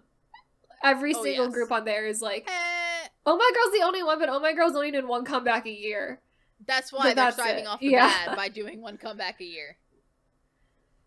But like the boys, because having gone through two of that show, I think really just absolutely destroyed. The other thing is just like I never thought of the boys as a rap heavy group. No. And I think that this comeback shows why they are not a rap heavy group. Yes. Because I think Sunwoo is good. But then there's also Eric. Eric is not bad. But like Eric is not that good. He's not as good as Sunwoo anyway. And also, there's only really two of them. Yeah. And this song calls for far more rapping than the two of them, I think, should be doing. Yes. Oh, yes. Which then, again, kind of require that other members that are not strictly rappers... to rap a little bit. Take some rap. And I'm like, I don't think that's the best utilization of the members of the boys, for sure. No. I think we gotta put this in Closure Lip. Yeah, it is. Song. It is not good. It can go right next to this EPEC song that it was based off of. Like we said, you can be a group we love and make a terrible song. Yeah. But I hope you turn it around. Yep. Look at a group we love also making a bad song. We have man. Oh, this was so unfortunate. So you hate this song more. Oh, I hate it so much. It came out and it was the worst thing I'd ever heard. I'm like, why on earth are they doing this? I listened to this. I think the first time I listened to it, I was with Kayla and I was just silent. It made me so upset. I'm like, why on earth are you doing this? I was actively upset. Especially considering the fact that I own the box set. You do own the box set. Luckily. The rest of the album is great. B-sides on this album, great. The rest of the album is great. B-sides, great. So great because they don't sound like the title track. I know. We almost put this on for best album. But when the title track was that bad, like, we couldn't. I'm so sad. It's so sad. The thing is, like, objectively, can they sing? Yes. Can they rap? Yes.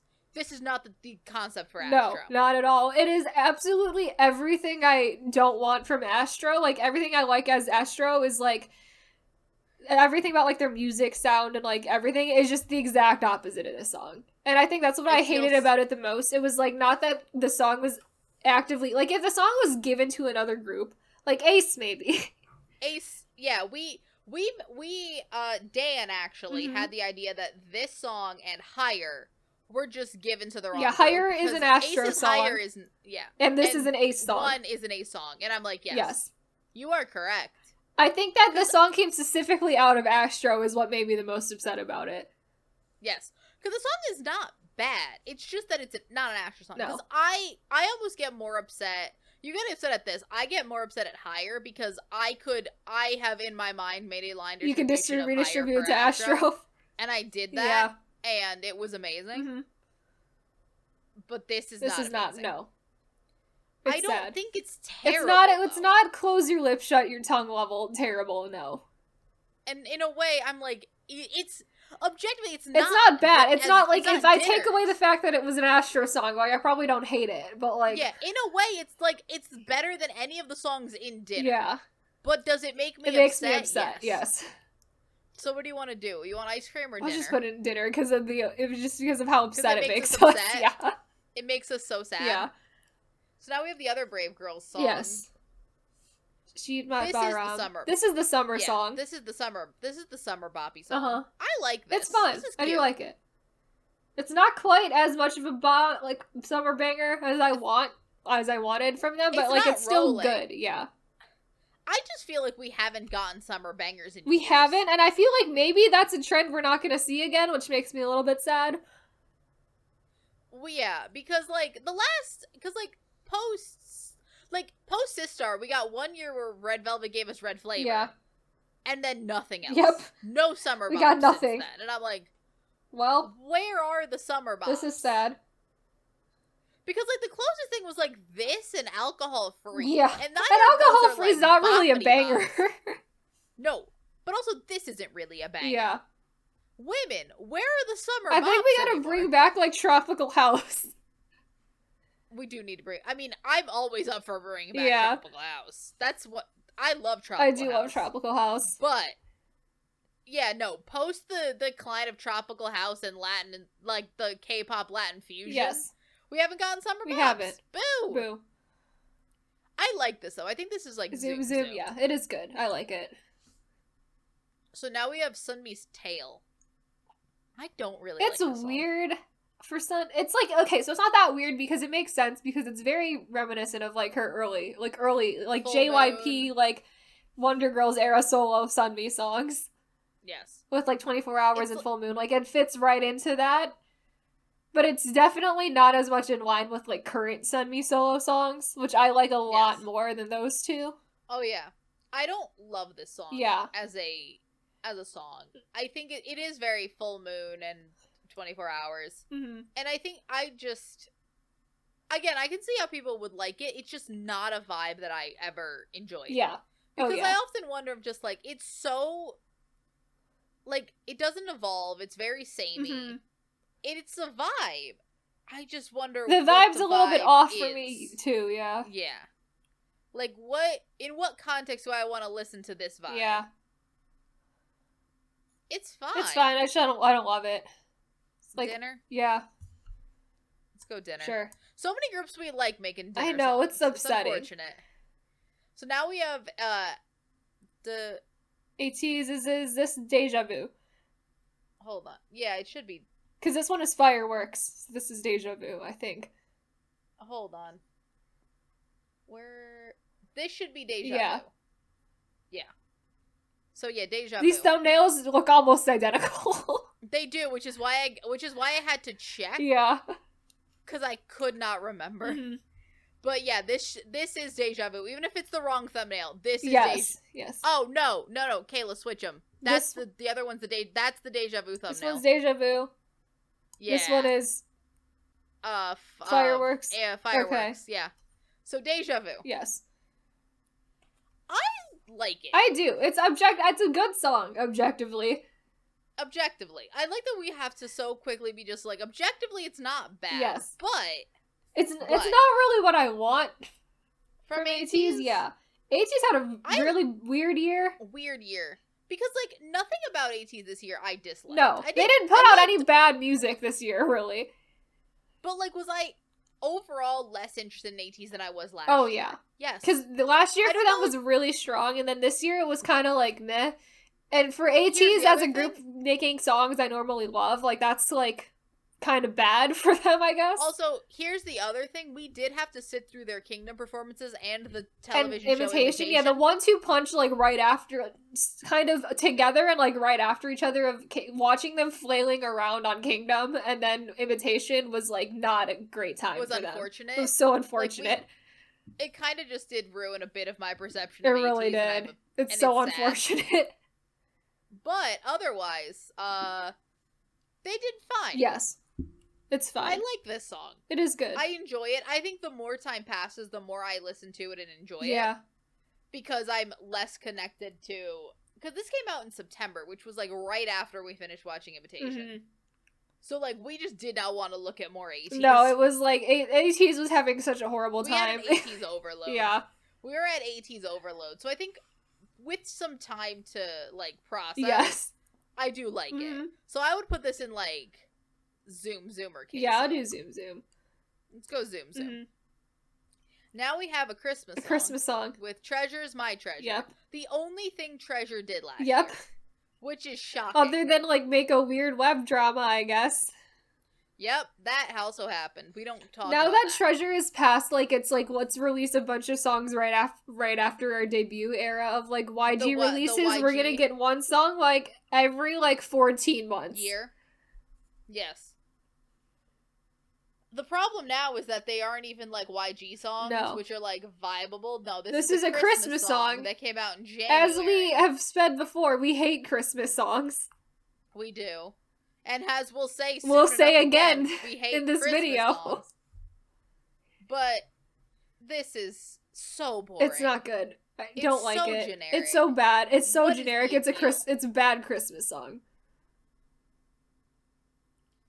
I think we gotta just put it in Close Your Lips, Shut Your This is where all Christmas songs go. Oh, here's another bad song. Oh, yeah. Everglow's Pirate. This song is so weird. Now, here's the thing. Do I get excited for Everglow comebacks? Yes. Was this year not a good year for Everglow? Yes. No. I don't like, I thought that was like a weird Everglow year. This was a weird Everglow year, but I think that last year was such a strong Everglow year. Yeah. That this being like a weird year, it's like even worse, yeah. Like this chorus. Like what is going on with the whole song, really? It's just so confusing. I don't know what the concept is. Because clearly it's, like, supposed to be pirates, but it's, like, weird. It's not. It's weird pirates. Space pirates. Like, semi-space pirates. It sounds like a song that would have been made in, like, the early 2010s. Yeah. It just, because it sounds like that, like, super heavy electronic It's very electronic, yeah. That electronic beat, that constant thumping electronics that we had, like, when we were teenagers. Yes. And I'm like, why are we doing that in 2021? I don't know. It's weird, because it's still, like, in the style of, like, weird Everglow, like, loud bangers, but it's just so weird. Again, the girls are doing so much of the They're doing as good as they can with that song. Yeah, so much of the theme of this year, especially with a lot of these bad songs, it's just that when you give someone a bad song, there's only so much you can do with that. There is only so much you can do. Mm-hmm. Because, like, when you can give objectively good performers bad songs, yep, it's gonna sound bad. Yep. This just seems like the worst kind of throwback. Yeah. Not good. I want to put in Close Your Lips. Yeah, it's really weird. So now we have we're on like a bad stretch right now. We really are. We're getting worse the farther we go down the list. Oh yeah. We're in NCT 127, trying to be your favorite vampire. It's like the least vampire concept I've ever seen. This is this is an EXO song from like 2014. Yes. This feels like if you put this right after Growl, that's where it's like when they did the werewolf concept and now they're doing a vampire concept because Twilight. That's what this is the vampire concept they forgot to do for EXO. Yes, exactly. It's the EXO song that they left on the counter. Someone just put it in the wrong file. Yeah. They're like, fuck, we found it. It's in the same... Give it to somebody. This, like, song is very much in the same realm of, like, where Superhuman was for me, where it's like, this is not an NCT song. Except it's even, like, less interesting of a song than Superhuman even was. It's boring. It's so boring. And then the music video has that really bizarre, like, dance break in it that just makes no sense at all.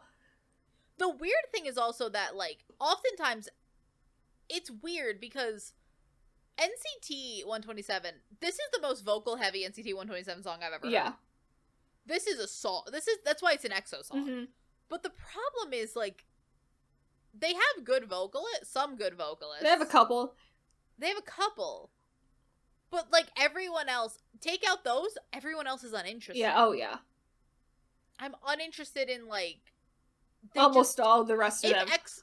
Because oftentimes when you say it's an EXO song, you think about the vocalist EXO had at the time of, like, this would have been 12-member EXO. Yeah. That would have been a great song. Because you would have had, like, top tier. Ugh. But this is boring. It's so boring. I'm uninterested. I don't like it. Taeyeon is holding it down, and then Do-young is helping. But I don't understand. I'm like kind of done paying attention to like NCT these days because I was just given so many songs this year that are just actively horrible or mid that I'm like, why am I even bothering anymore? I mean, you want to put this in dinner? Yeah. I can't with it anymore. I don't want to. Now we're back to the boys for Thrill Ride. Yeah, so this is like exact opposite concept as Maverick, where they want like super cute, but also it's still not good. The instrumental. The instrumental was really bad. The way they make them sing is really bad. It's like, I enjoy Cute the Boys. Like, that's not the problem with it. It's just that this song was bad. Like, they were given bad songs. Again, good performers can only do so much with bad songs. Yeah. And the boys had a very bad year. They had a year full of bad songs this year. They had one good song. What's it called? The other one. The Universe one? Yeah, the Universe song. I hated that song, too. I thought that was bad. Which one? I liked Breaking Dawn, which was Japanese, I think. Breaking Dawn! That's what I was thinking of. I'm like, Breaking Dawn's Korean. That's not their Japanese. But then I forget that they make their Japanese songs in Korean. What's their Universe It's called song? Drink Up. I think that one is really bad, too. Oh, I haven't heard. I don't think I've heard that one. But I did remember Breaking Dawn, which was pretty I like that. That's fine. But that's also a Japanese song that's in Korean. Yes. Utterly. In It's Korean. literally in Korean, but it was their Japanese release. It's very confusing, but that's what they do. Yep. But, in terms of this is just... I don't even know how you fix the boys anymore. I don't know. I don't know if the boys really... I think the boys are very confused as to what their concept is after going through 2 rounds of Kingdom. So I think they are in a weird era of trying to figure themselves out again. This is their, midlife crisis? Yeah. They're having a midlife crisis as a K-pop group right now. And I don't know if it's them, but it might be their company that's having the midlife crisis of trying to figure out what the boys is doing. Because the thing is, you can almost say... Because both of these concepts, they've done before and have worked. Yes. We've done both of these things before and it's been fine. But now it's like... We've made all the wrong decisions. This specifically is not good. I don't like it. Oh, yes. I want to put it in dinner. Yeah. It's better than Maverick. It's better than Maverick. I'll give it that, yeah. Now we have Monsta X's Gambler. Yeah. So, also, I ignore them completely now. I was given so many consecutive years of bad music that I just do not pay attention to them in the slightest anymore. Weirdly, this is not the worst Monsta X song we've had. No. This is more...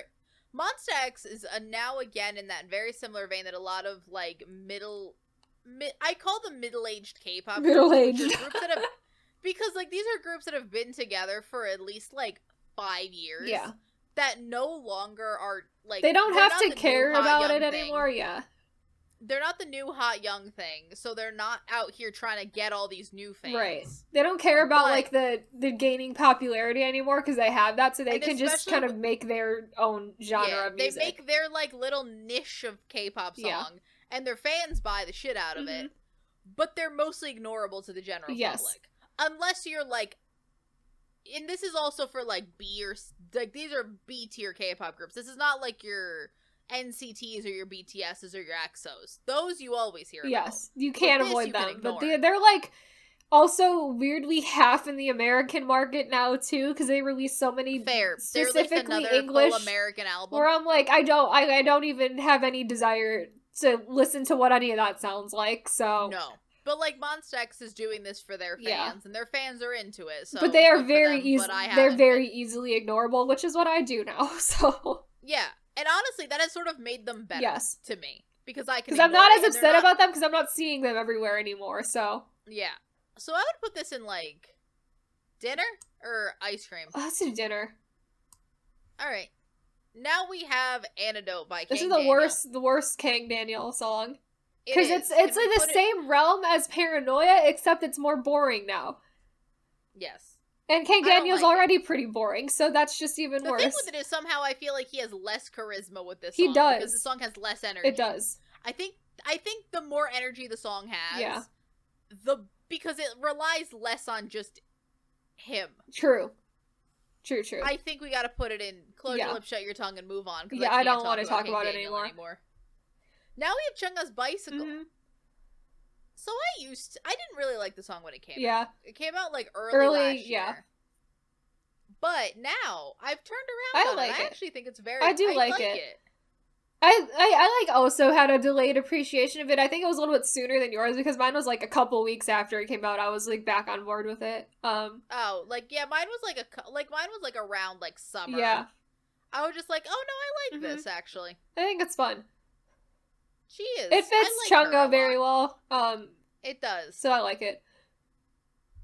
I don't know. Want to do it in Zoom? Yeah. You'll find a lot of the lower tiers much more filled than the higher ones. Oh, yes. That's the kind of year we're having this year. And I feel like a lot of our top songs, too, are, like, nowhere near being in the top 100 viewed music videos of the year. We're at the 50-minute mark. Yeah. This is halfway through this list, and I'm feeling... How are we feeling about all of these songs that we have here? Because I think it's only gonna get more. And yeah, just looking at what we have left is like, oh boy, it's like we've got a lot there, a lot of things to unpack there. Because here's the thing: a lot of our favorite songs this year came from one, bands which will never make this list. And two, Japan, which is not on the list, not gonna make it here. And 3, just like your lower tier K-pop groups that people don't care about and don't have high music video views ever. Exactly. So this now is Hyunna's I'm Not Cool, and honestly, I think this is the worst song she's ever made. Solo, yes. Yeah. It is. I think that this is so weird. So, people have always had an issue with Hyunna, and like I can see how Hyunna can be massively, like, just her voice. Yeah. People don't, either you like it or you don't like it, and I've never had a problem with it. I usually like a lot of her music. Yeah. Every bad thing I've ever heard about the way Hyunna sings and Hyunna's music, I watch this and I completely understand where every like bad aspect of her music is just amplified in that song. Yes. And it's like it makes sense because it does feel very much like a Hyunna song, but like all of the wrong decisions were made with it, so all of the worst parts of it are just brought out even more. Because like, for example, I don't like something this is because like what's very similar to this is like Lip and Hip is in this realm, so it was like How's This, like Red, like all of those are same realm of song, but I like all of those songs. Yeah, Hip and Lip is the closest I've ever gotten to like not necessarily like it's probably my before this I would probably say it would be my least favorite Hyunna song. I still like that song like a lot. Decently, but like I don't mind it. I didn't mind it. I was just like, yeah, but Hyunna doesn't really make that doesn't make bad music. And then you just get this, and I'm like, oh, so everything that I kind of didn't like about Lip and Hip that made it a lower tier Hyunna song for me is amplified. Like, it is too much. Yes. In the worst way. It's really like everything that like people could ever complain about Hyunna is like just in that song. It's like brought out even more. Her vocal tone is like the most like I can see why people wouldn't like it. It is very almost like nasally and like that kind of thing. I do also think the instrumental is also a part of it because I hate the instrumental, and I think that's maybe one of the other reasons I don't like it is because that's kind of ruining it too. And it also makes her voice sound weird too. Not good. I don't know. I just don't like any of it. Alright, so we put that in Close Your Lips, Shut Your Tongue. Now we have NCT U's Universe Let's Play Ball. So that's a new subunit of NCT with a random assortment of people. Really random. So it's what? Mark, Jungwoo, Taeyeon, Jaemin, Yang, Jaemin, Jeno, and Sungchan and Shotaro? No, not Sungchan, only Shotaro. Not Sungchan, only Shotaro. Zhao Jun is in there. Zhao Jun is here. And Jeno and Hei Chan. And Hei Chan. That's all. I think that's everybody. By the way, I want to wait. No, that is everybody. For a second I thought that Jisung was in here, and I'm like, he's not. No, he's not. To be honest, NCT is such a collection of people. And I'm like, what is the rhyme or reason to this? This is probably my favorite NCTU subunit ever because it's a very wavy, dream-focused subunit, and I kind of love that because those are the two best parts of NCT. But it is not the best song that they've released. I wish that they had gotten a better probably song. The best NCT song of this year because their competition for that is low. This year. Hot Sauce, though? I like it better than Hot Sauce, probably. I like it on par with Hot Sauce, but the fact that we're comparing it to Hot Sauce, which I think is a lot of people hate that song, so fair. I find it I like it a little bit. But yeah, no, this is one of the best NCT songs that came out this year, but the bar is on the bar floor. is non-existent this year, so that's not saying a lot. Yeah.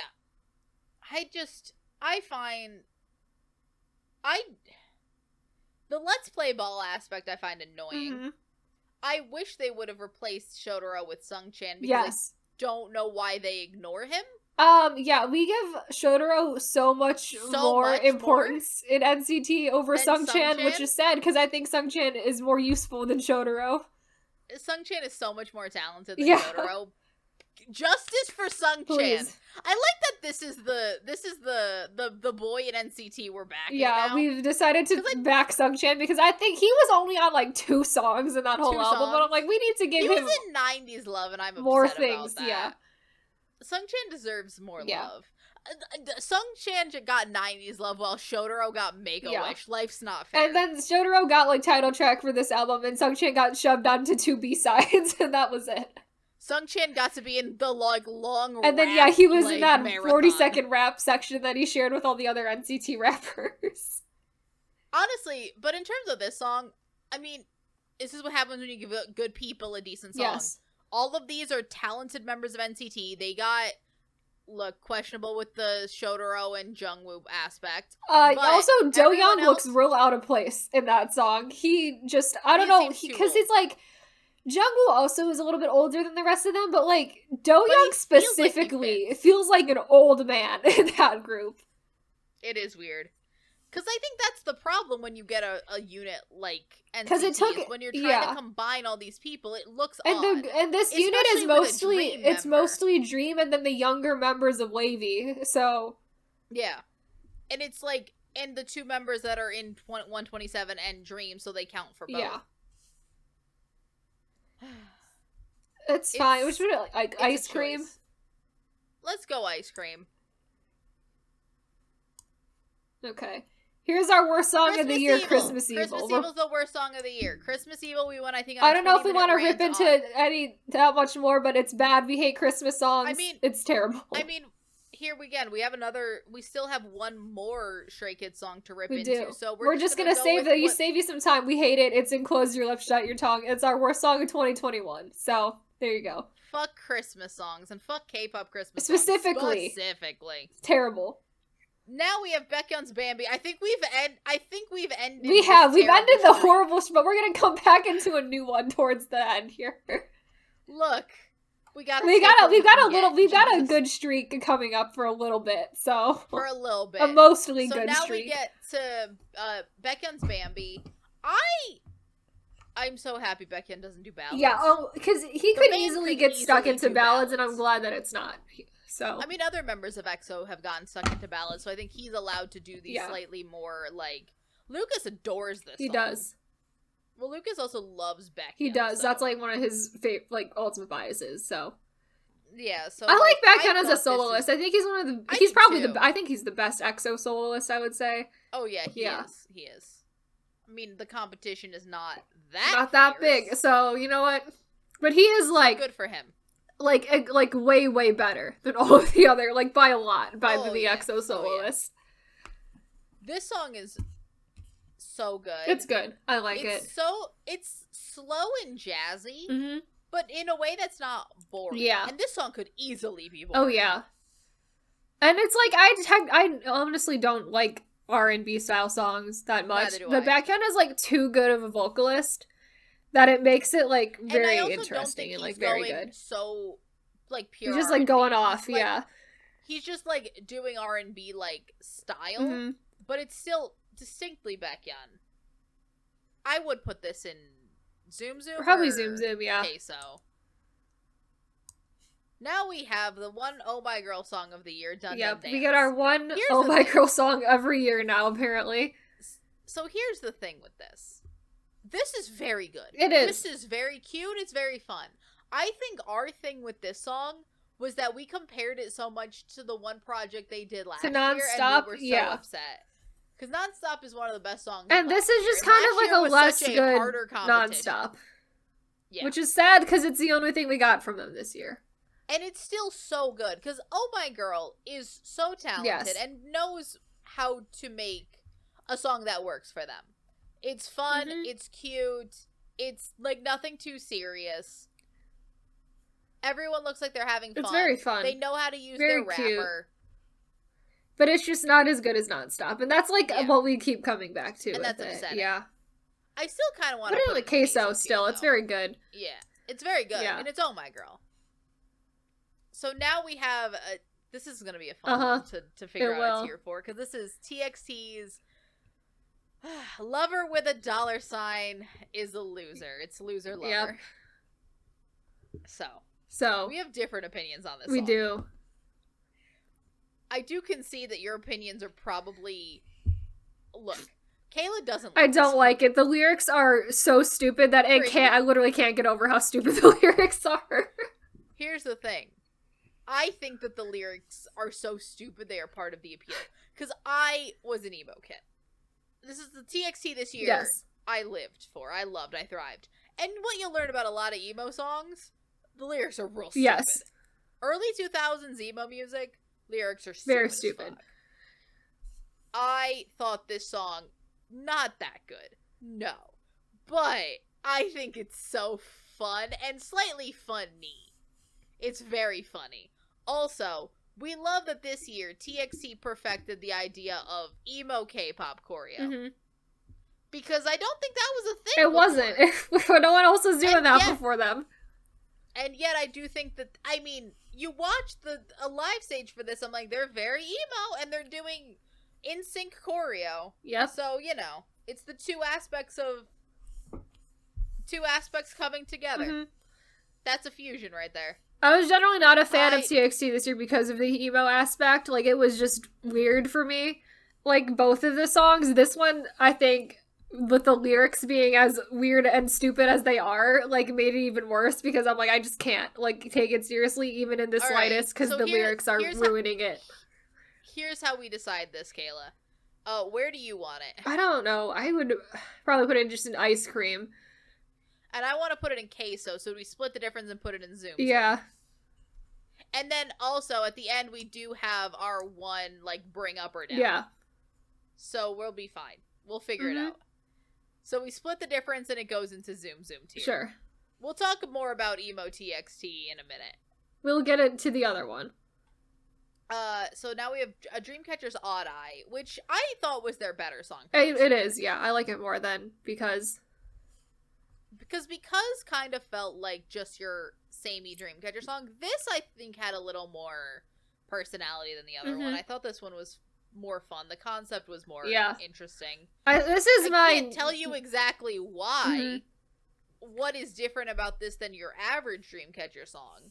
But I like it more, I do. If that makes sense. This is my new favorite Dreamcatcher song. Again, I can't explain to you why. I just like it a lot. I think it's really fun. That's the weird thing with Dreamcatchers. Like, can I tell you what the difference between all their comebacks? No, not at all. No. Can I tell you I have very strong opinions about which ones I like more? Yes. Yes. Greatly. I think we could rank easily, their songs. Yeah. I can't tell you why I like certain songs way better than others when they sound almost identical, but I do. So, here we are. So it's just one of those. Yep. I don't know. You want queso tier for that? Sure. Or do you want to, I don't know if it should. The thing is, I'm looking at what's in queso? Cup of milk. Or cup of milk. I'm looking at what's in cup of milk, and I'm like, wouldn't put Odd-Eye in cup of milk. It's good queso. So now we have our first aespa song with Forever. Yep. Which is a cover. Yep. So, this is also a Christmas song. It is a Christmas song. It's got very big Christmas vibes. It does. And you know where where Christmas songs go. Christmas songs go and Close Your Lips, Shut Your Tongue. Go with its friend. What I will say. Put Christmas Evil by Christmas, all the Christmas songs together. And be friends together. Close your lips, shut your tongue. Songs in a line. Here's the thing, though. Can, objectively, the girls of aespa sing? Yes. Sure. Very well. Here's the thing, though. Do any of them have any kind of, like, personality or, like, vocal, like, texture to their voices? No, they just sing pretty. Yeah, this is a thing that I didn't pick up on until Somi got yelled at it on Produce 101. which is a thing I still notice in her music, like, today, is that they're like, you're singing well, but you have absolutely zero emotion to your voice. Like, you're just saying words, but, like, there's nothing behind them. Does it sound pretty? Yes. Yeah. Do I feel a single thing because of it? No. Like, none. And you know, that's fine if you're, like, singing in church or singing the national anthem. Mm-hmm. You know what that's not? Is if you're doing, especially K-pop. Yeah. K-pop is so personality-based that if that is the thing you don't, like, there are K-pop artists that I think are objectively worse singers that are not that good. Oh, yeah. We'll get to one in, like, 2 seconds. Mm-hmm. Do you just want to talk about it really quick? Sure. Well, we're going to skip over. We're going to talk about Jessie really quick. Because Jessie is objectively a worse singer. But yes. Do I think Jessie has all of the personality? She has so much personality, like overflowing with personality. Yes. And, like, would I rather listen to a Jessie song? Probably, because Jessie looks like she is living her best life. Like, Cold-Blooded objectively is, like, not a good song. No, but is it good because Jessie has, like, like, her literal personality alone is, like, carrying the whole song? And, like, here's the thing. Jessie is able to embody her personality. Because Jessie has an interview show.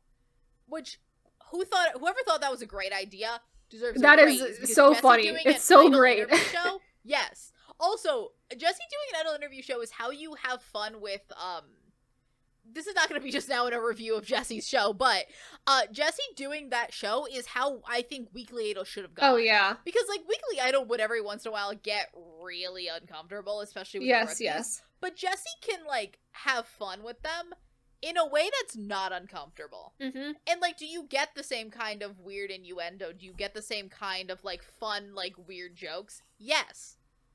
But she is also a part of that. Like, her personality just makes everything more fun. Yeah. And she's able to embody that in her music. She is not in the music video for Cold-Blooded. She's in the last verse, really. That's it. Yes, but is her presence felt through the whole thing? Yes. Yes. She's amazing in that way. Mm-hmm. Do I love the song? No. Do I like any of Jessie's songs? Not really. Probably Nunu Nana was probably the best one, as everyone will sort of agree on. Mm-hmm. But I gotta respect her. It's like, we've said this before, it's like, I really like everything about Jessie except for her music. Mm-hmm. And I feel like Jessie would be fully okay with honestly. That. Jessie's like, yeah, you do you. And I'm like, because Jessie... I love Jessie, man. Mm-hmm. The other thing is I feel a kingship with Jessie, because Jessie's from New Jersey. Uh-huh. And I'm like, yes. Yep. Makes sense. Jessie, like, yes, Jessie is from New Jersey, and you know what? I know people like this. The Jersey influence is strong with her. Yeah. So I would honestly put Jessie's song in, like, Ice Cream. Yeah, let's say Ice Cream, because I think her other song is better. So I want to put that one, like, a tier above that. So yeah, do Ice Cream. So let's put Ice Cream. Because, like, the personality, like, if another person got this song, it would be probably Enclosure Lip Shut. Yeah. Song. Like, the song is not good, but, like, the way she does it, so great. So good. Great. The opposite of what we were talking about with Aespa, where it's like, there's no... Personality will take you a very long way. Mm-hmm. So now we have 17's Ready to Love. 17 had a good year. They did. I liked really this. Good year. This was cute. Very cute. This was very cute. I liked it. Ready to Love, it's like one of those, like, slower tracks 17 will every once in a while do. It kind of reminds me a little bit of, like, a Home or something like that. Yeah. Even something similar, not in terms of vibe, but, like, one of their, like, softer comebacks, similar to, like, how Love Me, Left and Right, yes. was last year. This was cute, though. I liked it. Where do you want to put it? Queso, yeah. So now we have the newest group, the new debut. We do. We have Ivy's 11. Mm-hmm. So Ivy has... 6 members. 6 members, and they have 2 former IZ*ONE girls. They do. They have Wonyoung and what's the other one? Yujin. So, they're also in some scandals recently because of the fact they have Wonyoung. Uh-huh. What are your thoughts on this? I think they're kind of boring. I think their entire debut was G-Idol, but, like, less good in, like, every sense that G-Idol is, like, G-Idol. It has that similar, like, culturally ambiguous but culturally influenced vibe. Yep. It's got the same thing going on with that. And it's fine. It's probably, I mean, with the way girl groups have been debuting recently, it's one of the better mainstream girl group debuts recently. Sure. Like, they're not bad. Like, it definitely wasn't a bad debut, but I think also because they do have, like, the exact same number of members that Gianna did, that they, in their choreography, is a lot of the same formation, so it gives off, like, very, very similar vibes, yeah. Yeah. Much like how Light Summer's trying to do IZ*ONE. Mm-hmm. The other thing is the thing I'm scared about, and the thing that the trap they're falling into, is that this group does feel like it's gonna be Wonyoung. Yeah, it's doing the same, like, Wacky Becky thing, where Wacky Becky is always just, like, Yoojung and Doyeon and others. Like, that's, like, what this group is, but to, like, an even worse extent, where it's Wonyoung, and, like, Yoojin a little bit, and then others. Mostly Wonyoung, though. Because it feels like it's Wonyoung and the girls, and especially if you watch a live stage of of these girls. And they literally only put either of their faces in the thumbnails for literally everything that they do, so it's, like, impossible to even learn anyone else, because those are the only two you're seeing ever. Yeah. And the other two, the other four, I think are quite talented. They're the ones really holding that song down. Mm-hmm. I also don't think Yoojin is doing a good job at all fitting into the group generally or the song, because every fan cam I see of her, she is going, like, too hard for the song and, like, what everyone else is doing, that it feels so off, and I do not like it. I just don't know if this is the concept that she was expecting to get. Yeah. Well, I think the thing is that the two of them are so young. Like, Yoojin is only a year older than Wonyoung. And Wonyoung's only, like, 16. Yeah, Wonyoung is, like, a child. Yoojin's still also a child, and just a 1 year older child. And Yoojin, I think, wants to be doing, like, more mature concepts. But is not old enough to do them yet, yeah. Yes. And they won't be old enough for a while. Yep. And it's like, they feel a little bit off as well to me. They seem kind of not that cohesive for right now. Yeah. I mean, there's not really a lot to go off of, considering they have really only a debut song, but yeah, they're fine. Like, they're not bad. Like, there's a lot of groups that I think are bad. I don't think they're bad, but I'm not, like, in love with it. I just think that there's a lot of kinks to work out with this group, and I hope that they work them out and don't just keep doing... Mm-hmm. Again, every debut has problems. Yep. Let's just hope that they improve upon it. Mm-hmm. I want to put this in, like, Ice Cream. Probably, yeah. Or Zoom Zoom. Because it's not bad. So next we have Fireworks by 80s. Yes. This is another one that was just... I went through a journey with the song when it came out. Because, like, I thought... First I was like, okay, this is good. And then I'm like, it's kind of a mid-80s. And I don't know how I feel about it anymore. I feel like it's pretty mid-80s. I think it's such mid-80s. It's so mid for 80s. Because the thing is, like, the weird thing with it is that it's not because it's not bad, but it's, like, trying to be a banger, but it's not quite a banger.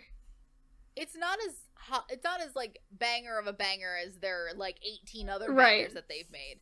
But the other thing is 80s has so many comebacks that, like, and then they do, like, double music videos for everything too. So the weird thing is I almost like it less than Deja Vu, because Deja Vu wasn't trying to be a banger. That, like, knew what it was. Trying to do something different. Right. That knew what it was. This, I feel like, is trying to it's trying to be a banger, but it's, like, not quite... We're not there.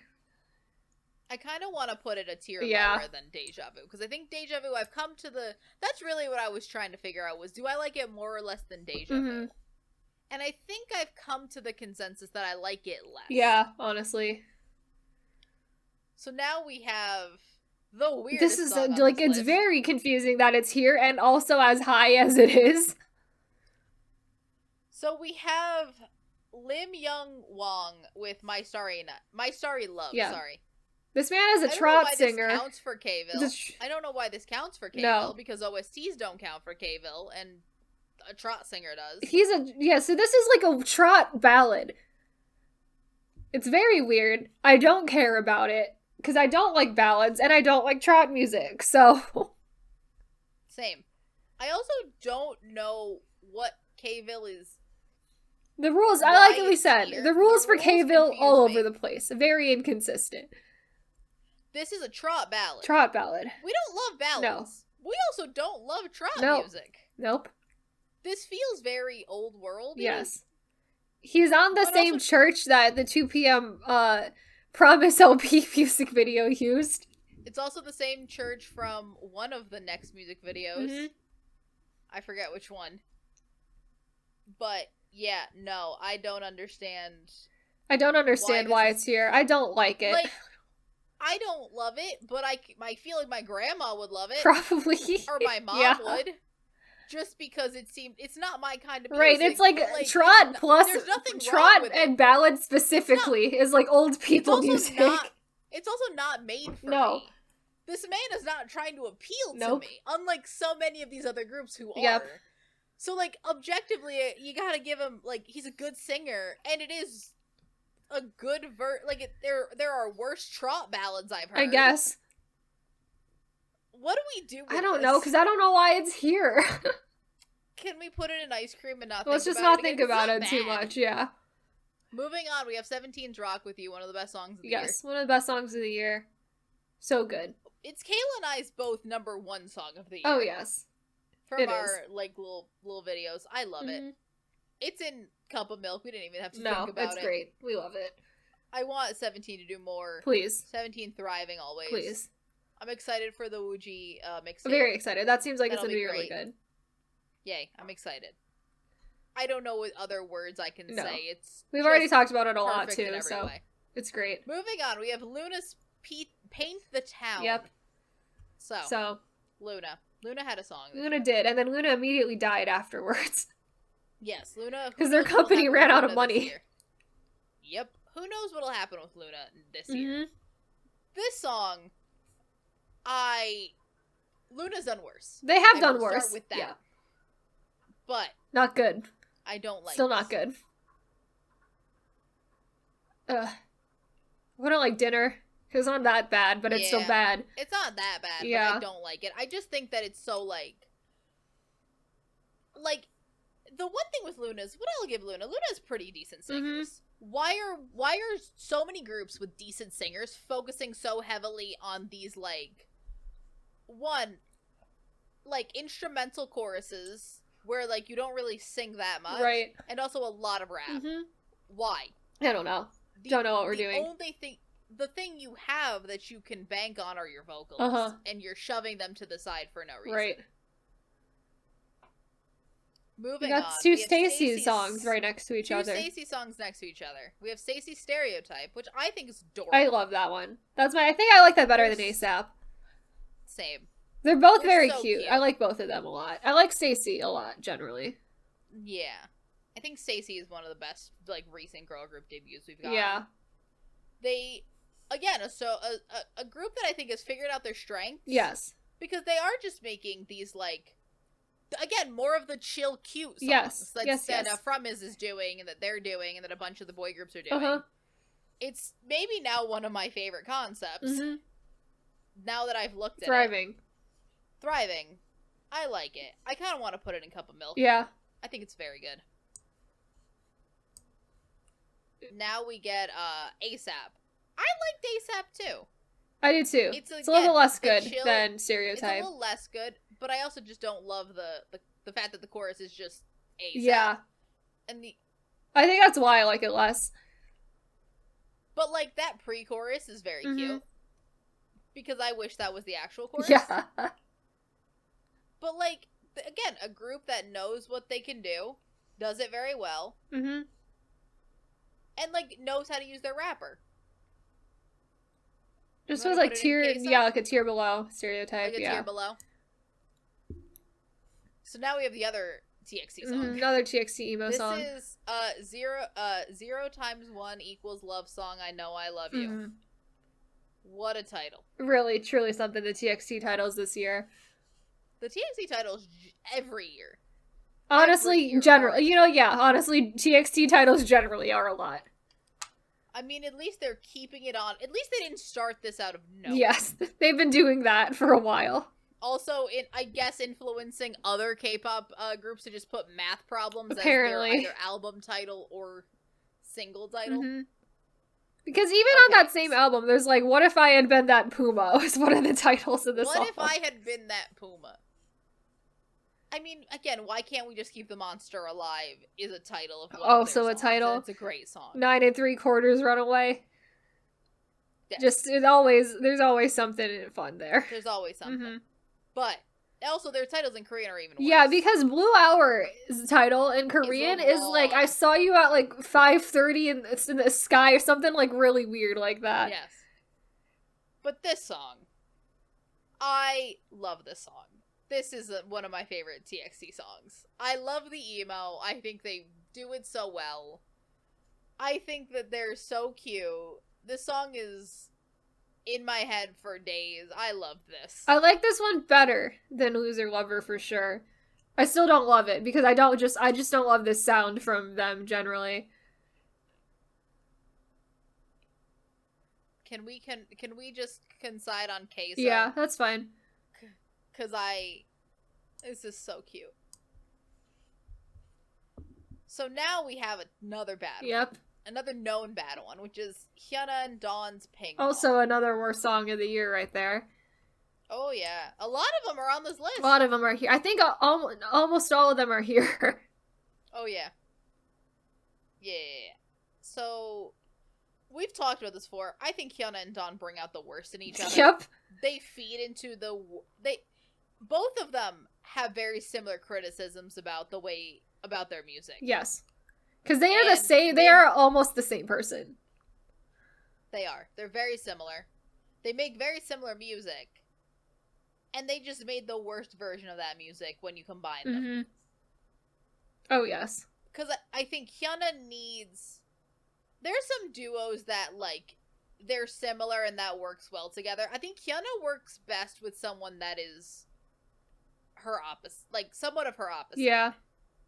Not so much... Someone who is exactly her. Yes. I don't know. It's bad. I can't. I don't want to talk about it anymore. No, we've already talked about it a lot. So now we have Sunmi's You Can't Sit With Us. I like this one a lot better.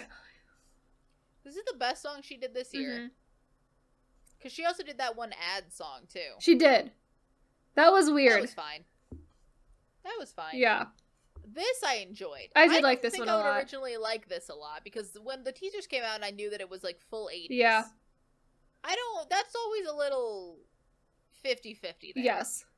This is fun. I like this. It is. I do like it a lot.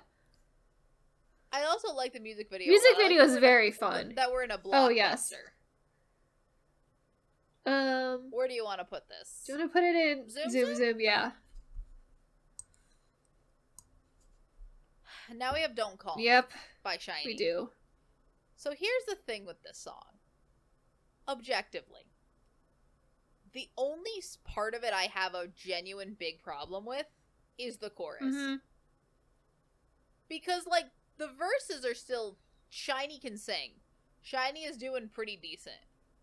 Then you just get to that chorus, which is nothing. It's just not a chorus I think SHINee should ever do. I think this whole concept is a concept SHINee should never do. Like, it's so weird. And it's like, I think it was like SM is being badly influenced by like NCT's concept that they feel the need to push that same concept onto their other groups when they should not be doing that type of music at all. Because that's not what they're good at or known for, so. Yeah. Because the other part with this is that SHINee is doing their best. Because they don't sound bad. Yeah. They sound pretty decent doing this. It's just similar to how with One, where if another group did this, it would probably be good. I just don't want SHINee to do it. Yes. Yes. I just think another group should be doing this. Mm-hmm. And then you just have the idea that I want SHINee to have a different song that actually shows off what they do better. Mm-hmm. Like, can they do this? Sure, but I think SHINee can do most things. They would just sound better. This is like, again, one of the things, it's like, they're given a bad song and they're doing the best they can with said bad song. And again, if you're talented enough, you can kind of make it somewhat right. work. Because, like, this isn't objectively, like, hard to listen to. I kind of want to put it where an ice cream right next to Suju. Yeah, because we got the same problem here. Put them next to each other. They're friends. Now we have Enhypen's Fever. Again, why is this here? Because it's not a title track, but it's okay. But it's good. It's a good song. I enjoy this a lot. This is Enhypen doing a very, like, they're like, we're not just these sweet boys concept. But, like, not full on. Like, they're still children. They can't go that far with it. But I like it. It's a good song. I like it. Also, I've had the way they say fever over and over stuck in my head since it came out, and that was May. Yep. So you can tell where my brain is, like, slowly deteriorating from that. But I enjoyed it. I think that they're very talented. I do like it.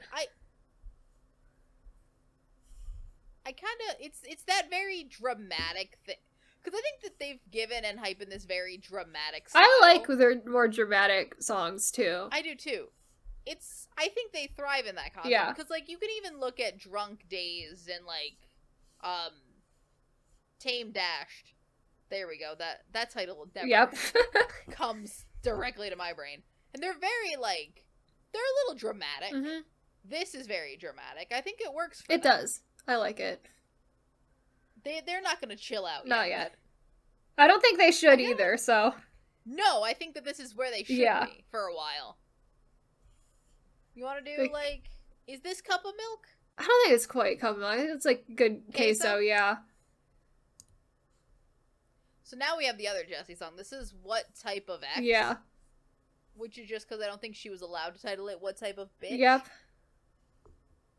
But honestly, I like it more as a song than Cold-Blooded. I do too. Because Jessie is just, no one can tell Jessie what to do anymore. Because she is just doing what she wants to do. And it shows in her music. And it shows in just how happy she just looks to be performing. I like it. It's good. I'll put it a tier above where Cold-Blooded is. So it's Zoom Zoom, yeah. Okay. So now we're back Drunk to Days with Drunk Dazed. I love this. It's fun. I thought this might be they have three comebacks. That's not that many. Like, there's not much competition for my favorite Enhypen song. But I think it's this one, if anyone's curious. I think I like Give and Taken the most still. That one's just real pretty. I like that one a lot. That one is pretty. This one's just dramatic as fuck. And I'm all in on the drama. On the weird Twilight vampire werewolf high school that we have going on here. Again, I'm very excited for the possible werewolf boys in the Japan group, yeah. Please. Hi, give me the Japan group. I need to start buying more J-pop, apparently. That's the direction we're going. It really is. But this is very fun. They look like they're having fun. It's also where they started to be able to, like, because Give and Taken was all lore. Yes. But also it was the first time you saw it, so it's like there is no lore to reference. It is just the lore. So now I think they're also able to start referencing their lore without making it their entire personality. Because the song isn't about the lore itself. No. It's just in the music video, really. You can just tell that they're teen vampires. It's very just teen vampire school. At a house party. Teen vampire school. At their birthday house party. Best, I will say, better birthday song. Oh, yes. That came out this year than the other one. If you know, you know. But I like this a lot. This is one of my favorite songs of the year. It's cute. But I'm also a Hybe simp. Can we put this one in Cup of Milk? Sure. Yay. So now we have Bam Bam's Ribbon. Yeah. Bam Bam, the only GOT7, so much GOT7 solo music, and yet the only... Well, Jackson is here. Yeah. But, like, Jackson almost, like, shouldn't be here, so... The only Korean song. And it's unfortunate because it is the worst one. Because it is Bam Bam. Yeah. Making the worst. I don't think he's good enough to be a soloist, honestly. I just don't think he's good enough at literally any aspect of being a soloist to be a soloist. Like, many soloists. He has the Kang Daniel problem. He's got the Kang Daniel effect. Kang Daniel and, like, the next person we're going to talk about effect, too. Honestly, all the members of GOT7 went solo post this. Mm-hmm. And so quickly did all of them put out music. Yes. And so quickly was I able to rank how honestly, good they're doing.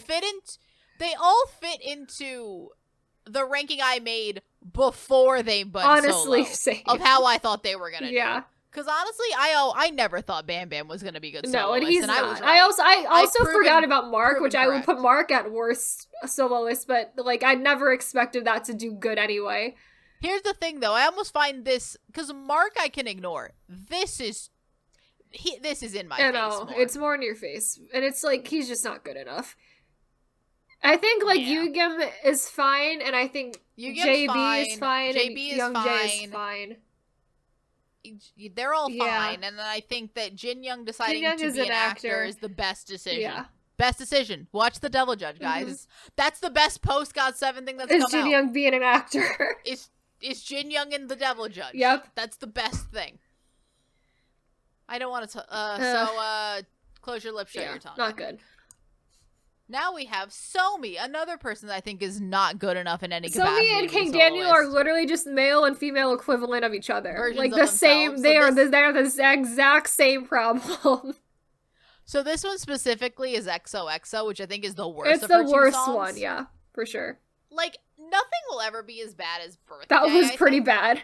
That one I think was the worst one. But this is not good. No. I think that she just is not a good soloist. No. This feels like it's trying to be every American pop princess. Yeah, that's my thing with it too, is like it feels very non-K-pop. Like everything about it feels not very K-pop like. It feels very American. I also don't think, because a lot of her way her songs are is, I'm trying to be a bad bitch, and I'm like, Somi, you're not, though. The wind could blow you over, I think. Mm-hmm. Like, I don't genuinely believe what you're trying to sell me is the problem. Yeah. Oh, yeah. Especially when a lot of these songs are not vocally interesting enough for me to focus on not your personality, and your personality's not cutting it. For sure. It's not great. So you want to put it in, close your lips, shut your tongue? Okay. So now we're going to go to IU's Lilac. IU thrived. She did great. This is so cute. I like it a lot. It's really good. I think it suits her so well. I originally didn't, much like with You Can't Sit With Us, this being like city pop city pop adjacent, yeah. I hate city pop. I thought I was just gonna be like, city pop sucks. It does, but the fact that it's not full city pop, it's not. And IU is like so good too that it's like it makes it really good. Yeah. So I would put this in like queso tier. She did a better. She has a better song, so can go next to Strawberry. Now we have more NCT. Exactly what we need. So we have Sticker by NCT 127. Yeah, that was almost on worst songs of the year, so here close. We are. There are points where I'm like, why didn't we give it NCT? And I'm like, because we can't just make the same groups have all the songs from last year. And Sticker sucks. And it was like there were, unfortunately, 10 worst songs that came out this year, so fair. Still doesn't make it a good song. That one's probably number 11, though. It is. It's like right there. It's so bad. It's like got such a bad instrumental with the weird flutes. The flute is the really worst part. Just not doing it. The worst is genuinely the worst part. And then you have to listen to them, like, because weirdly, it's got like another like non-chorusy like chorus as well. Like it's not it. Of them just repeating the word sticker. Yeah, don't love that. The other thing is that like Taeyeon is holding. Taeyeon is really trying his best. and he's trying and, his best. When he is singing, sounds fine. Mm-hmm. He sounds good. Everything sounds okay. You almost get a little hope. And then he stops singing and someone else starts and you're like, what the hell? Oh, yeah. So honestly, I will say, this song, only not on the worst 10 because of Taeyeon. He is really out here trying his best, yeah. He is the only saving grace of that group. Mm-hmm. And I'm going to say it now. He deserves better. When Taeyeon eventually leaves this group, I will not be surprised. Taeyeon's, like, also very confusing to be in 127 as well. I know. Generally. He deserves so much better. Where's his solo? Everyone else in SM gets a fucking solo album. Where's Taeyeon's solo album? Let's give Taeyeon something, please. Because I don't think he's, like, really thriving in 127, having to hold down the vocals for a whole group. Give Taeyeon the solo album. Mm-hmm. I demand it. Look at that. So it's some more NCT. Now, more NCT. So this is NCT Dream's Hello Future. This song is super weird. It's super weird. I don't know what about it is weird, but I don't like it because it's so weird. Weirdly, it's not like it's bad.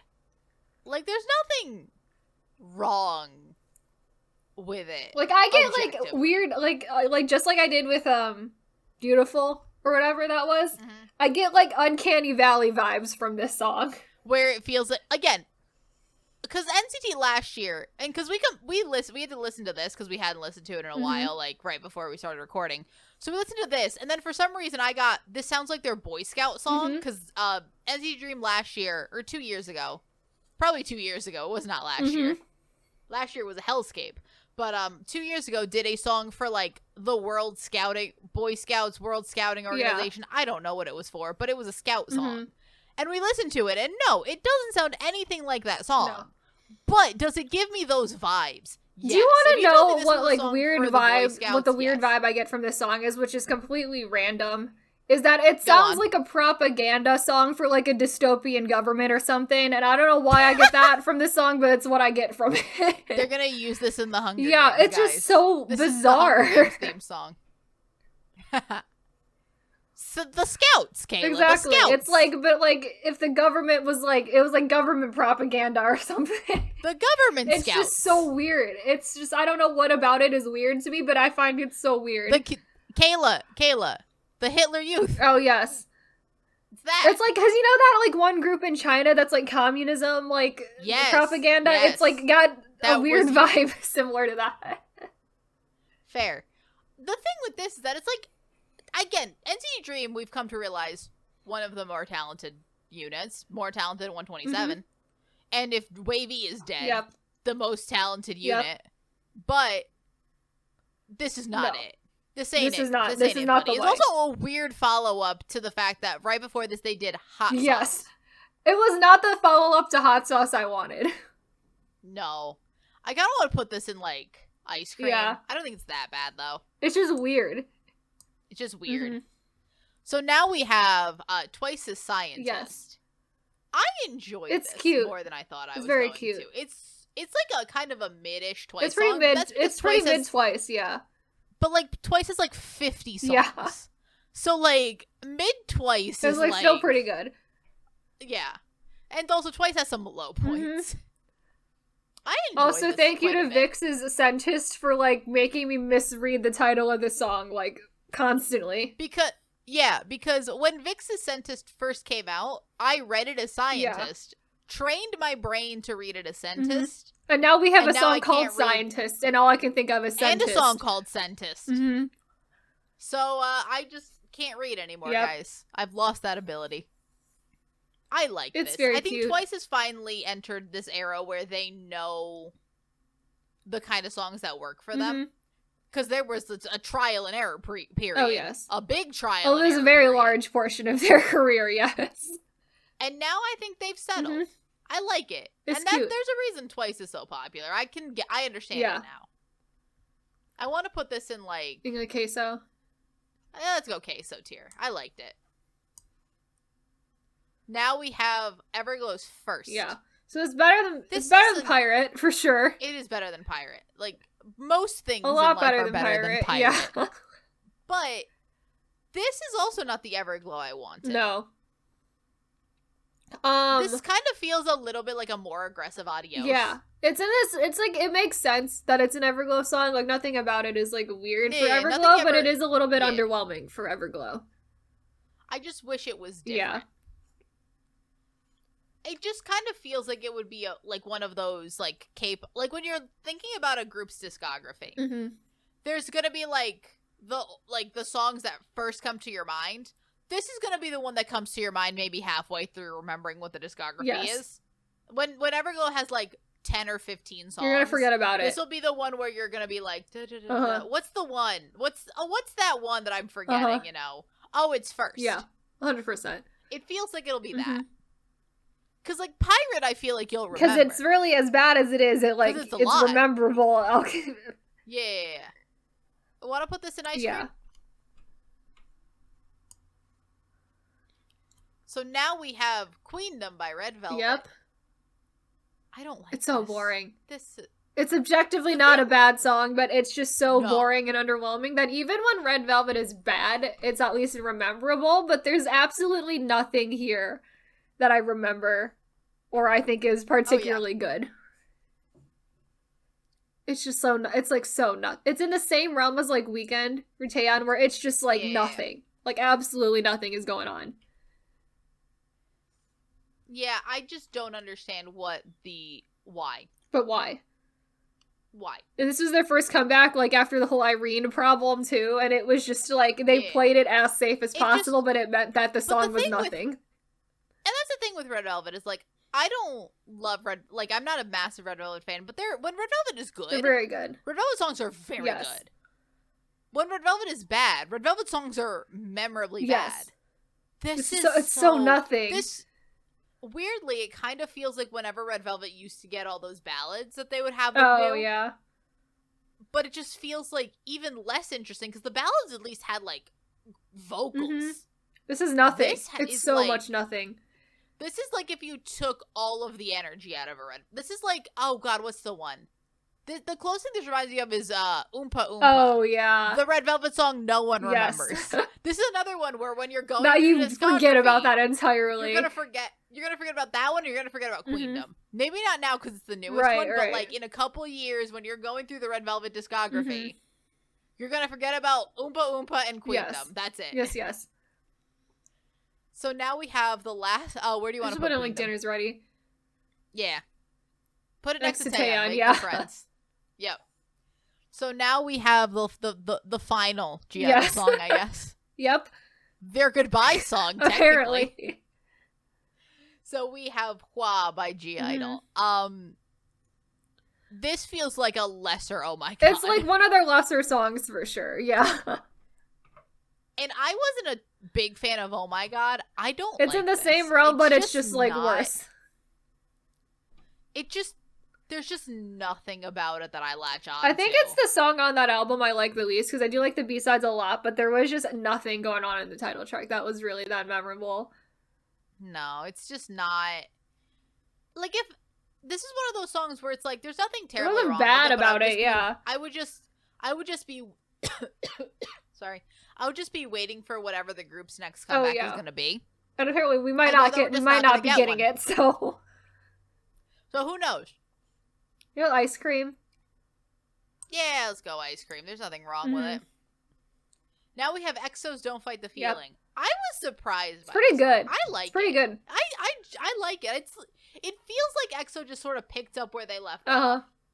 Because, like, it kind of feels like it fits with, like, their, like, Coco Bop era. Yeah. They're, like, feels like an EXO song. It does. It does definitely feel like an EXO song. And honestly, with the amount of, like, changes EXO's gone through, considering that, like, there's only about, like, 6 of them here, and a CG Lay. Yep.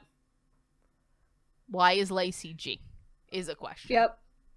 Why? I'm surprised he's still even in EXO, to be honest. I'm surprised. I'm surprised that after all the time that, like, he's just not been there, they're just gonna make a CG Lay. Because, like, honestly, they do have all the core people back. They do. Except Chen. Chen. And Suho. Oh, yeah. Is Suho a core member of EXO? Probably not. Unfortunately for him. And also Lay physically present. Yes. again, I do think it was very cute for them to do, because they didn't need to do this song. They could have waited another, like, no, because Sehun hasn't gone yet, so we still gotta wait. Has Chanyeol gone? Where is Chanyeol? I don't know. I don't remember, to be honest. I don't pay attention to the EXO. Because Kai hasn't. Because, like, I know Chen is in now, and Baekhyun just went. And Sehun has not, I know. And Kai has not. Yeah. Where is Chanyeol? Is a question. He probably still has to go. Probably. So it'll be years before EXO is all together again. But, in other ways, it was good for them to do this to just sort of bridge it a little bit. It was cute. I like it. So, Zoom. It's also, I also like the idea that this is right after Obsession. This is more of what I actually want from EXO, more so than Obsession. Like, I don't hate Obsession. Like, I think Obsession is fine, but it's a little bit weird. Obsession is good. Yeah, Obsession I think is fine, but I like EXO looking like they're having fun. More so than whatever EXO that version of whatever is happening there, yeah. So Zoom. I think Zoom. Okay, Zoom. Now we have the other song, the better Somi song, Dum Dum. So this might be the best Somi song. Probably. I would say probably. I mean, it's not great, but like the bars though.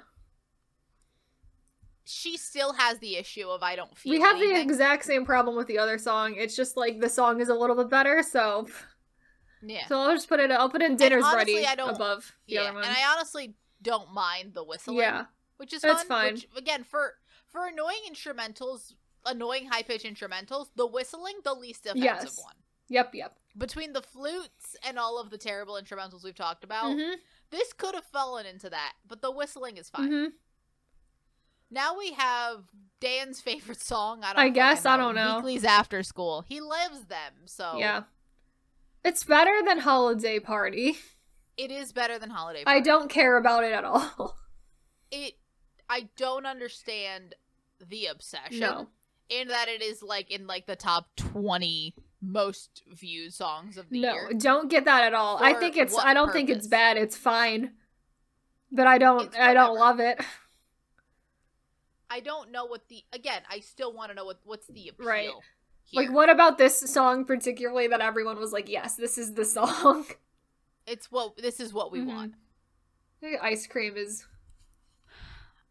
where I'd put it. Yeah, Ice Cream. Let's put it in Ice Cream. It's still a tier above Holiday Party. It's fine. It's fine. Nothing's wrong with it. It just kind of sounds like a different song. Yeah. I feel like it sounds like, I don't know what this sounds like, but it reminds me. It does. I've also like been thinking about that for a while, where it sounds like another song, but I don't know what song. But I don't know who it is. So if someone can tell us in the comments, if you're almost 3 hours into this podcast and you can remind us what it is, I have to break the episode into 2 again. All right. So now we are going to Celebrity, Yay. The best IU song of this year. One of the top songs of the year.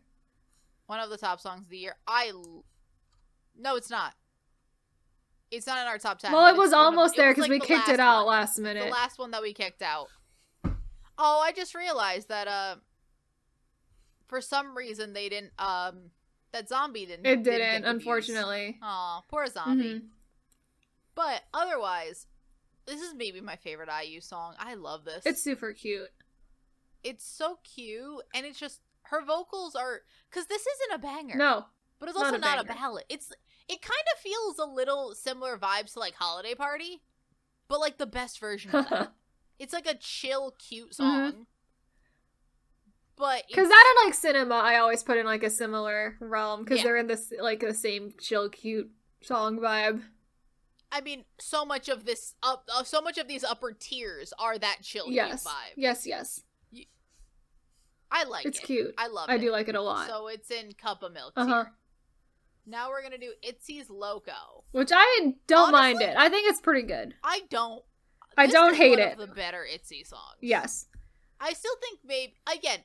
I do like Not Shy more for sure, but I don't hate it, and I do hate some of their songs. So here's the thing: I think Loco is the least controversial ITZY song that they'll probably ever make. Because, like, everything else I like. Not Shy is my favorite. But I can see why. But like, look, yeah, people hate that song. People hate. And you know what? Fair. And I can fair. It makes sense. I get it.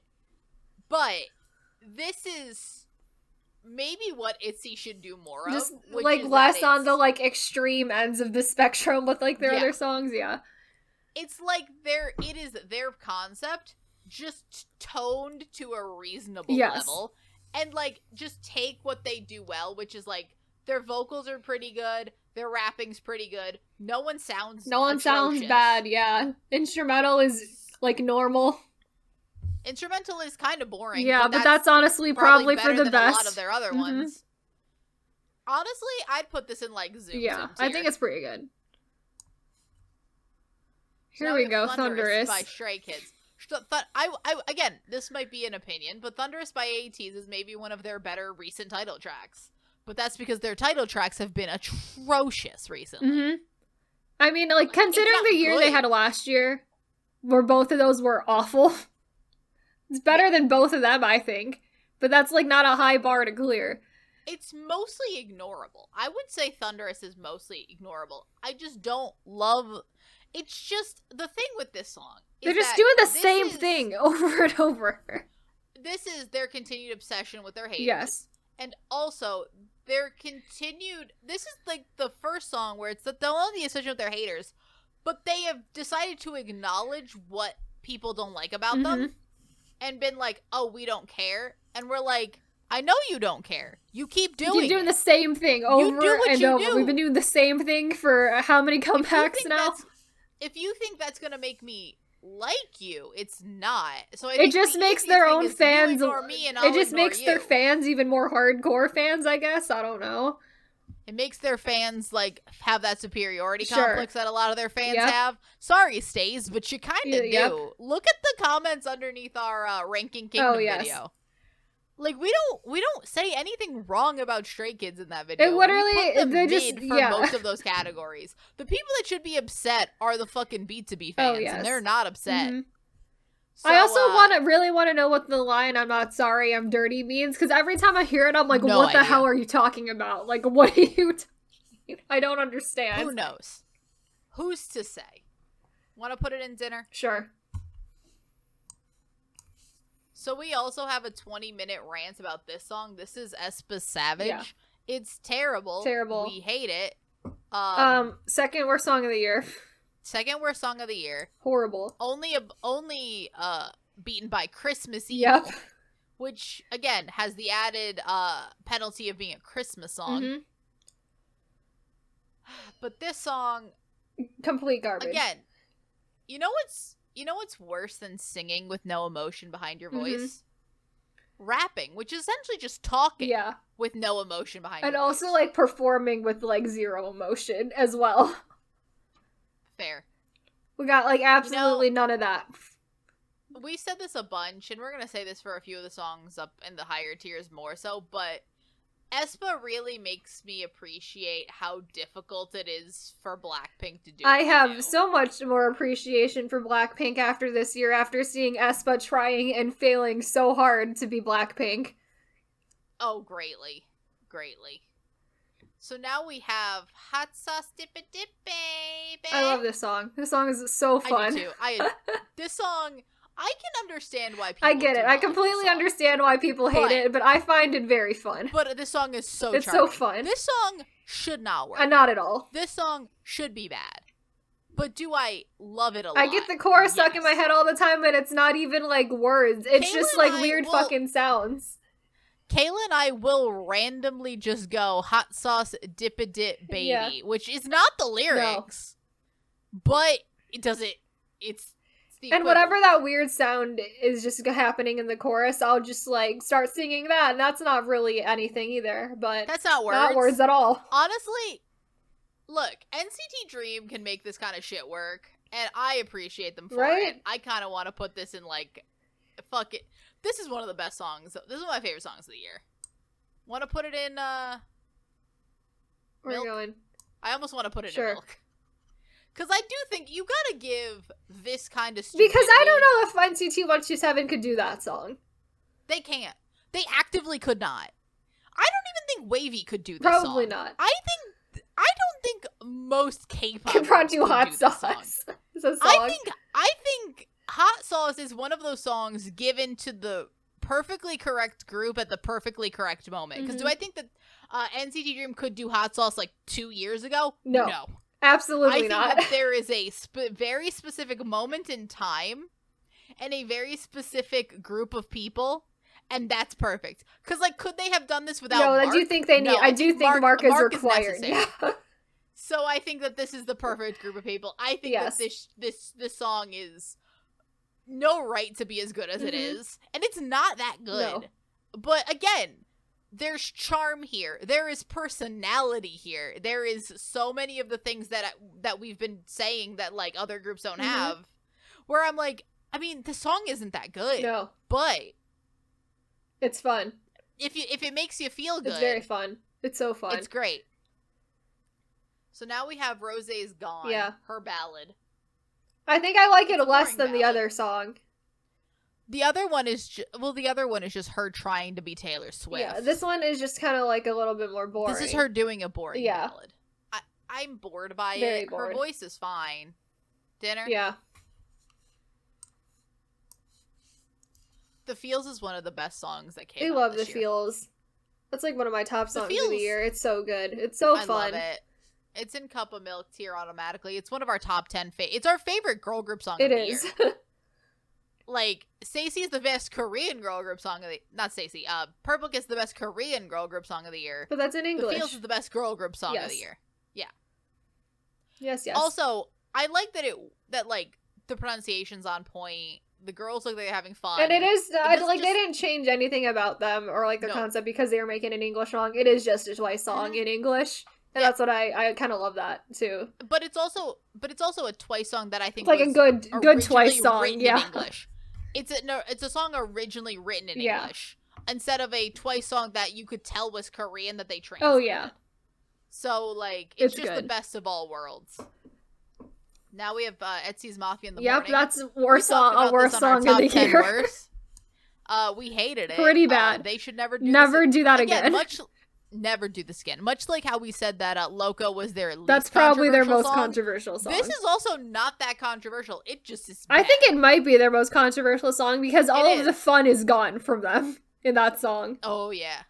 Because I'll at least give something, because I don't like Wannabe. I don't like, God, what was the other one? There's Icy, and then there's, Dalla Dalla.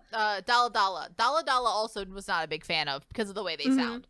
But I'll give it this. They're very fun. They looked like they were having fun. If you listen to it, you can have some fun to it if you like it. What's the fun here? None. There's the fun? And that's like one of the, I think, biggest appealing aspects of ITZY is the fun. And the fun is missing. Yeah. The fun and the quirk. So, nope. Now we have aespa's Next Level. That was on the worst of the year list until we replaced it with Savage, so it's on par with that. It's about the same as Savage. Yep.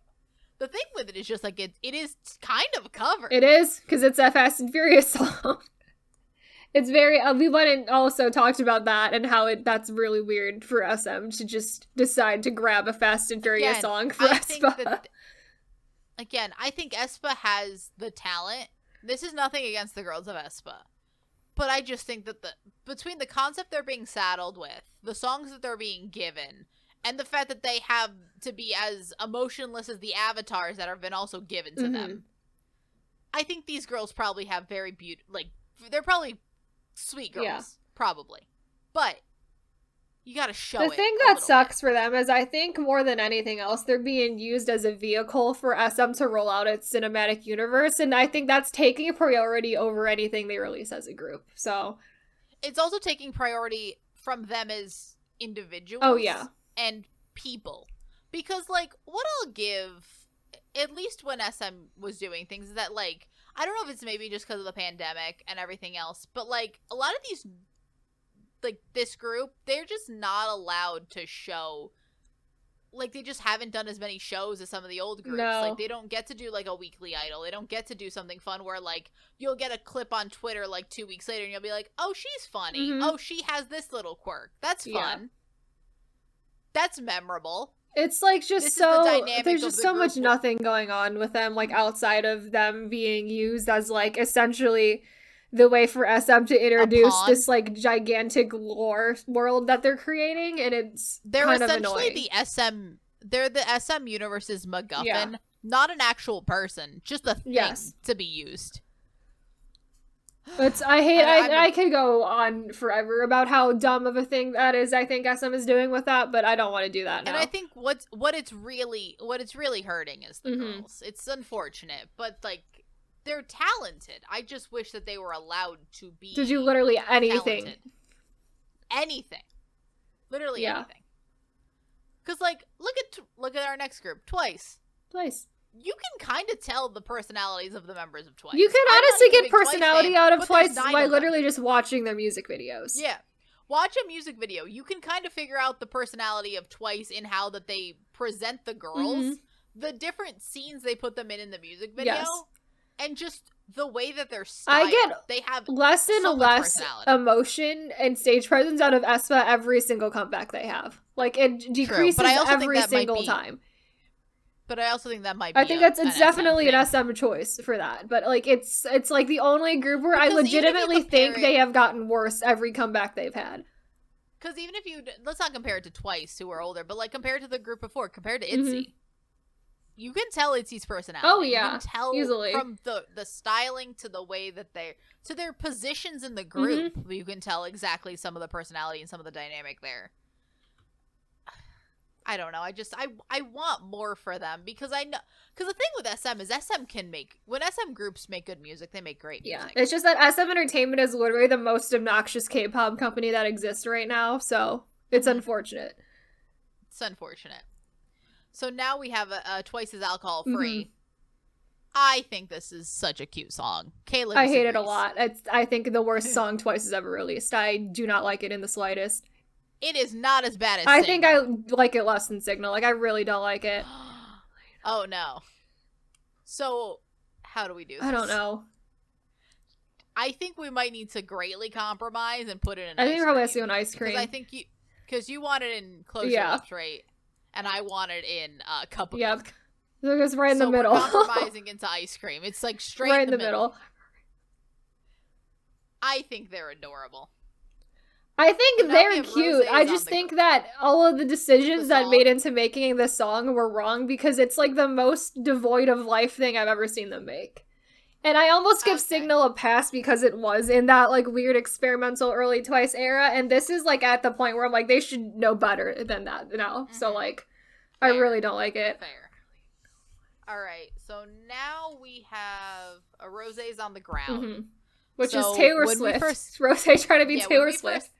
When we first listened to this, we were like, damn, maybe being Taylor Swift is harder than it looks. Because especially this year, where this came out early this year. This came out very March, early. And then we got a year of Taylor Swift re-recording albums. So I heard a lot of Taylor Swift. What's really funny is that we first got the maybe it's harder being Taylor Swift than we thought. And then we got to the point where we were like, maybe being Blackpink is harder than we thought. Maybe it's just hard being an artist. But this is just her trying to be Taylor Swift. And honestly, it could be worse. It could be worse.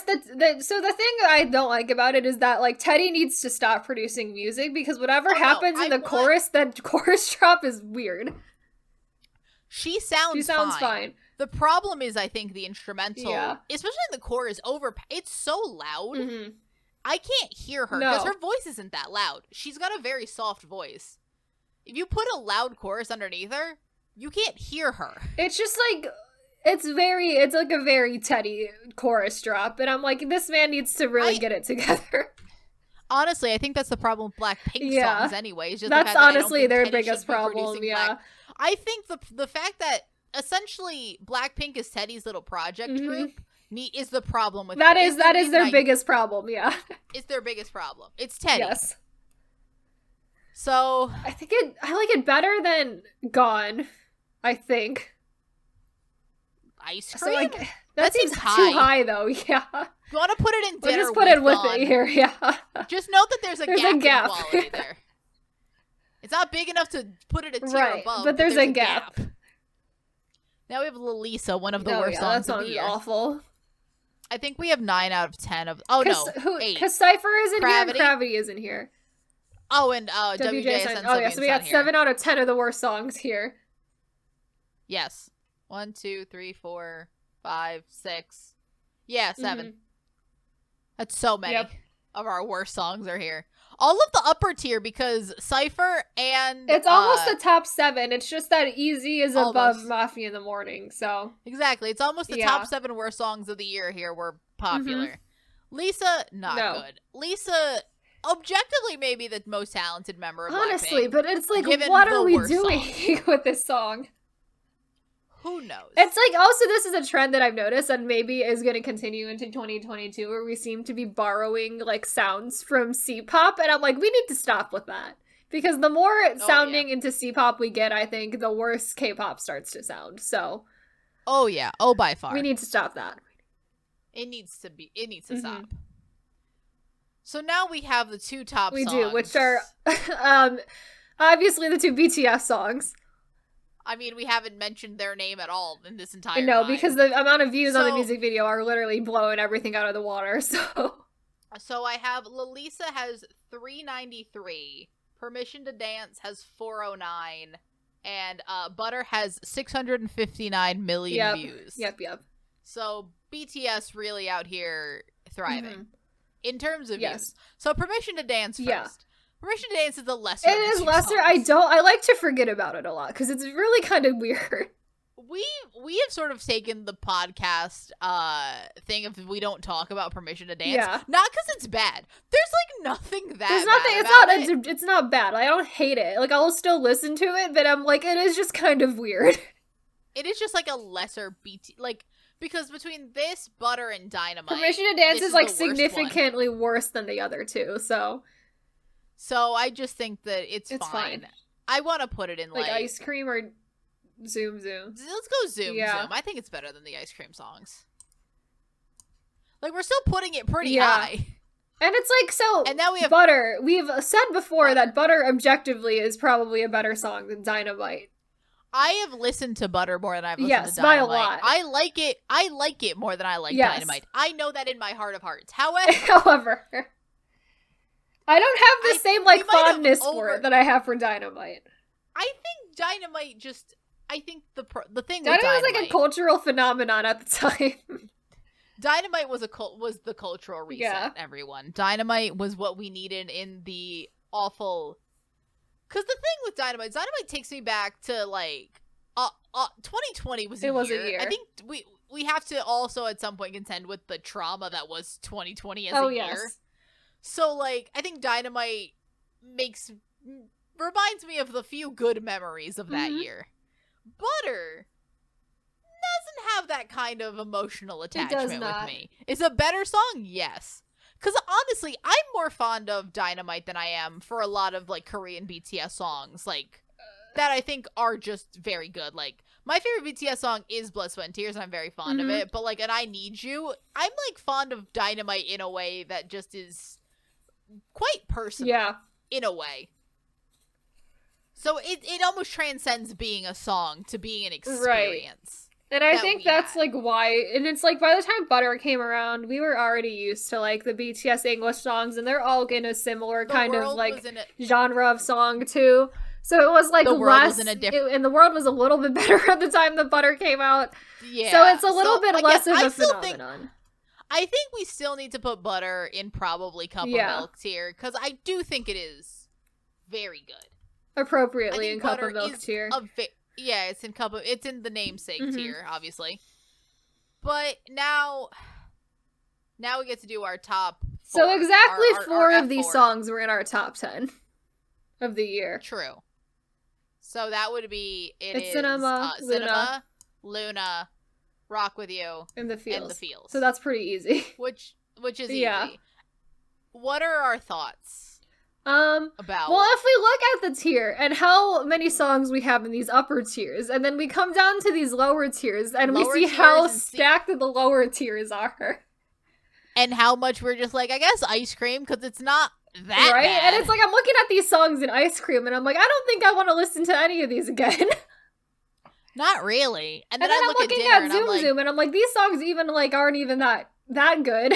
These songs aren't objectively what I listen to on a daily basis. Like, it's really in queso and rock and roll that we're like, no, these. And even some of the songs in queso are like a little bit questionable for me. So I'm like, I mean, it's just because I think those groups have better music. Because, like, I don't necessarily listen to Scientists that much. But it's cute. But it's cute. For this year? Mm-hmm. Where else would I don't think it deserves to be with the Zoom song. It's like, we're having such a weird time this year with K-pop. It was really not that good, like, as a whole. So, Kayla, is there anything you want to use your automatic move? Probably not.